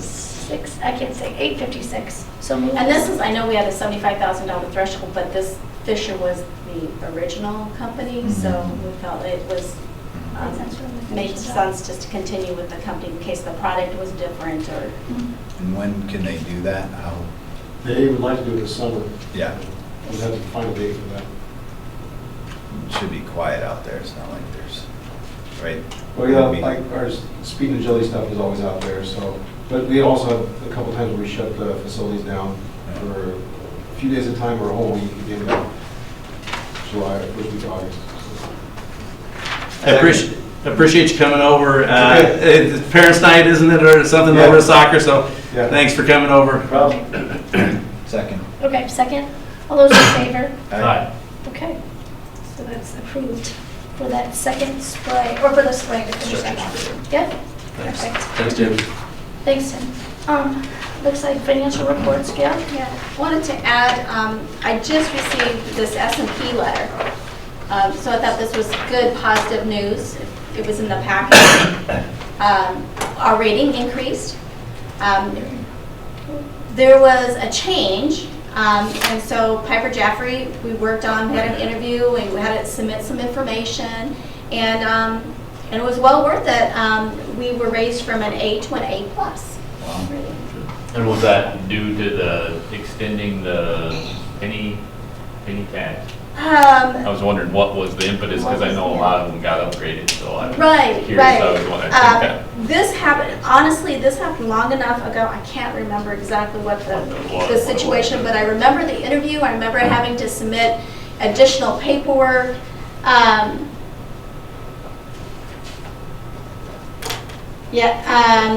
Well, it had to be, because on page 3, it talks about the Iowa Secure and Advanced Vision and Education. Yeah. But the current legislation is really complicated. We've been listening Yeah. about information, and the bottom line, while we're talking about this, the last webinar that I listened to is, bottom line is going to cost schools more money, because there's so many, with the current way that they made it law, you're limited with the amount of time to borrow, and you have to have more, like it's a one, John, you probably know, like there's a 1.2 way, or you can only borrow, it ends up you pay more interest in the long run. And so you actually have less money for your construction, which is kind of sad, but there's some things that still have to work out yet in that, but I guess the thing that they're trying to tell everybody right away is we need to update our revenue purpose statement. So we can think about doing that with the help of Allers and everybody, with Allers and Piper and Jaffrey, getting that revenue purpose statement out there early in case they do change some things. Then we have it updated and we can start borrowing against it if we need to. Instead of thinking, okay, now we're interested and we're thinking about borrowing, now let's approve a revenue. They're saying do it now before they change the law any further. So that we may want to talk about in the near future. And Travis is going around and it sounds like he's talking to boards to bring everybody up on date on the change. It's big enough changes that people need to understand what's going on and how it affects long-term borrowing. So I wanted to share that with you. And then the financials of, there's only a few things. We collected the revenue, our last half of property taxes. And so you can,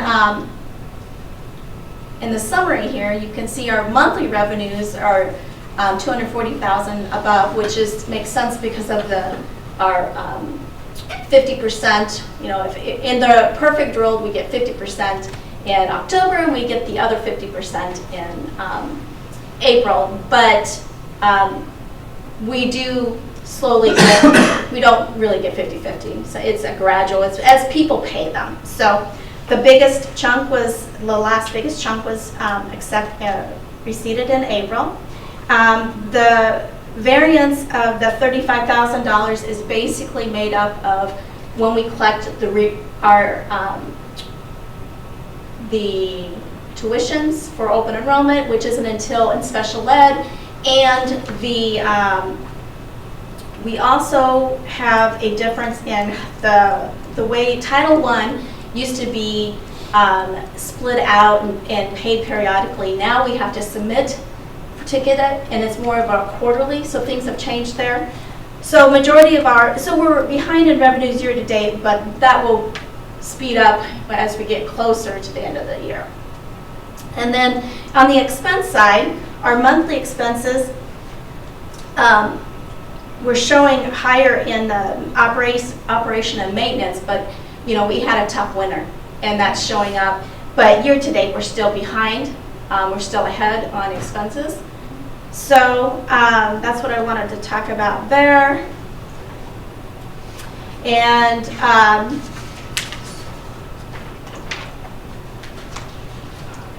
see, a little bit of couple expenditures are going on. The published budget on our cash balances in the Secretary's report, everything's strong there. Our published budget for expenditures is looking really good. Our PEPL expenditures are continuing. I think I've seen a lot of purchase orders within the last couple of weeks, and I think everybody's looking at their budgets, gearing down, you know, coming to the end of the school year. So we've had lots of communications and talk about, you know, ordering technology. Our roof repair budget, you can see that we just approved that tonight on part of that. But technology, there's some purchases going for technology, and the building principals are finalizing their last budget items. So we'll see more of an expense next month and the next couple of months, I would say. To the activity fund, just continually, it seemed like that was the same as last month. We're continually trying to work with groups and to get their, before they leave, to get their negatives. And we'll clean that up as the end of the year. The positive thing that, as Deb was talking when she was in here, I know our revenues are down from last year compared to last year, and our expenditures are up compared to last year. But we are seeing some positive things slowly because the upside is the positive, which I noted April was the second highest for the number of meals sold for lunch. October was actually the highest, April was the second, and breakfast, April was the top for the most breakfast served. Cool. So we have some positive things happening there. On the bills, on the bills, I just wanted to talk about, there's really not a lot of activity other than the traditional this time of the year. For activity fund, it's mainly officials and track and soccer and entry fees. And general fund, it was mainly payroll expenses, and we have a couple of high-end DMAC tuition and Woodward Granger tuition.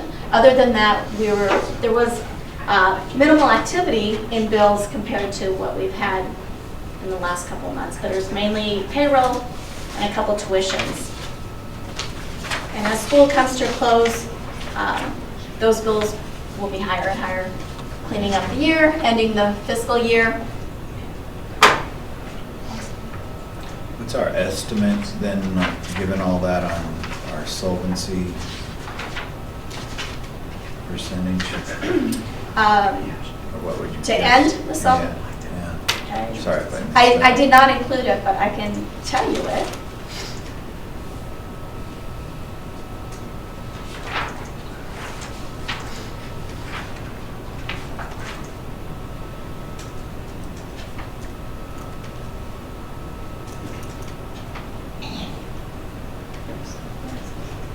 It's a big file, so it just takes a little bit to.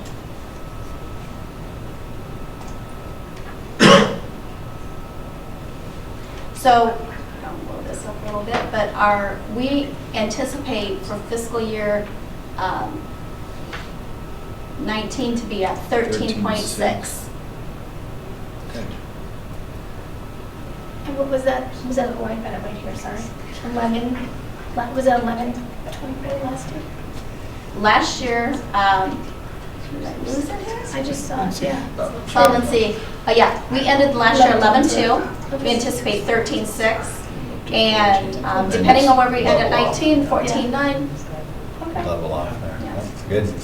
Thank Great. you, Gail. Thank you. Any other questions, or is that's it? Thank you, Gail. Thanks. Okay, so we have to move on to public forum, which I think we can get through there. Nothing there, not uncommon.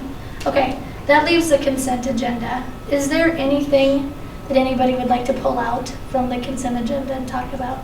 Kim did ask me one thing, and I'm sorry, so this isn't really coming from me. I can't really speak to this. She asked on the administrative contracts, are the days of the contracts correct? I don't know what that means. Do you know? She was looking in, she had some questions, like some of them are 220, some are 230, some are, is that accurate? I mean, that's all worked out, and Yeah. It's been what it's traditionally been. And the middle school and high school has tended to have more days, more activities, and the elementary and intermediate are on the same. Now, how, I wasn't here when they were hired at, I don't know what the background is or how they, somebody else could probably speak on that. But it's tradition, it's what it's been in the past since I've been here. okay. Other than, the first year, if you're a first year principal, you have to have a 1 year, you have to finish 9 months before you can have a multi-year contract. So once you finish your first year, you can have, multiple year contract. Other than that, that's for principals and administrators. Okay. I think her question was just around the, and I think it was particularly in reference to like curriculum, is 220 enough, is what she said. Now, again, I feel kind of weird asking that because I don't understand that. Carrie, It's not my question, so I don't. I think that, right now, I mean, Okay. yeah. One of the things that I would think that we would need to do, and we've had a conversation a little bit, is the fact of, to see if that's something that needs to increase, and if so, then we need to go ahead and put that into our overall doc at the very beginning. But we want to make sure that we're treating Carrie fairly. No, I appreciate that. and actually, for our planning, and like, there's a cost to that. So for like, as we're having these conversations, you know, today we had the conversation of a few things, and days in administration and directors, and we were talking, and there's a cost to that, so I put it in our priorities to discuss on, okay, is it time that we need to start, you know, should we look at this group of people and do a comparison to our new Raccoon River Conference? You know, so I put that in there that maybe it's a good thing to do. We're joining a new conference, new comparability. So we did put it in our priorities. I just put that in there today as a reminder that it's probably time to revisit that, along with our directors and some of those people. And because we do it with support staff, and so we're joining, you know, a new conference. So it's in the priorities, and if there's a cost attached to it, it needs to be in the priorities, so we can cost that. I would say in a typical year, this is like 220, the elementary intermediate is perfect. This year, it's gonna be a stretch, just because we had so many snow days, and I think it just takes away then from the amount of days we have to work and meet and do things without people. Yeah, I mean, I'll have to leave it to Kim if she has other questions that might That's fair. address, but, okay. So, Approval of consent agenda. okay, second. Second. All in favor? Aye. Okay, any other discussion? I think we're good with that. Okay, that moves on. The last thing we have on the agenda is the calendar. So we talked about May 26th graduation. We have Tyler and Brian that are going to speak at that. Thank you very much for that. And then it says June 4th, employee recognition. I think I said I would do that. Yeah, but can we finalize that, because I think there's someone that gives a welcome and then two that hand out Yeah. things for that. There's a couple people missing. I Or we can just, I can email Based on them what too. happened to me, I say we assigned it. I think we can assign it. I mean, three of us did it last year. I think can we just get back to you on He can do the welcome at which topic? graduation. Just let me know. Okay, I think we can do that. We'll reach out That's and fine. Do have something like Ryan and that. myself and Kim, and I'll reach out to them about availability. And we'll work out the details of I can do the handout, I'll do the handout. Now, Brian did hugs last year, I'm just saying. Yeah, I'm not You can big talk on about hugs. it.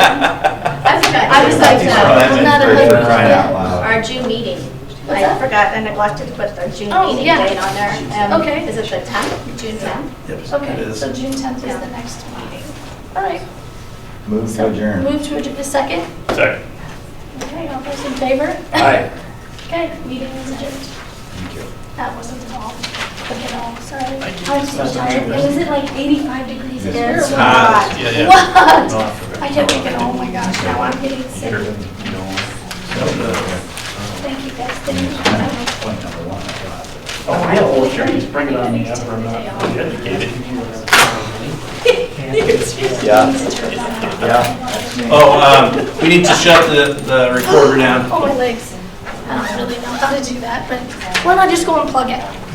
Just at the top there where it says record, if you just click on it, That's what I always say. click on the pad down below. What? Did the record come off? Thanks, Lindsay, Gail. Have a good night, everybody. Click on the record. Thank you guys. Just a second. Thank you. Yes. See you a week from Sunday. Yeah, absolutely. 12, 15-minute speech. I'd say 20. Yeah. Is the record still in red?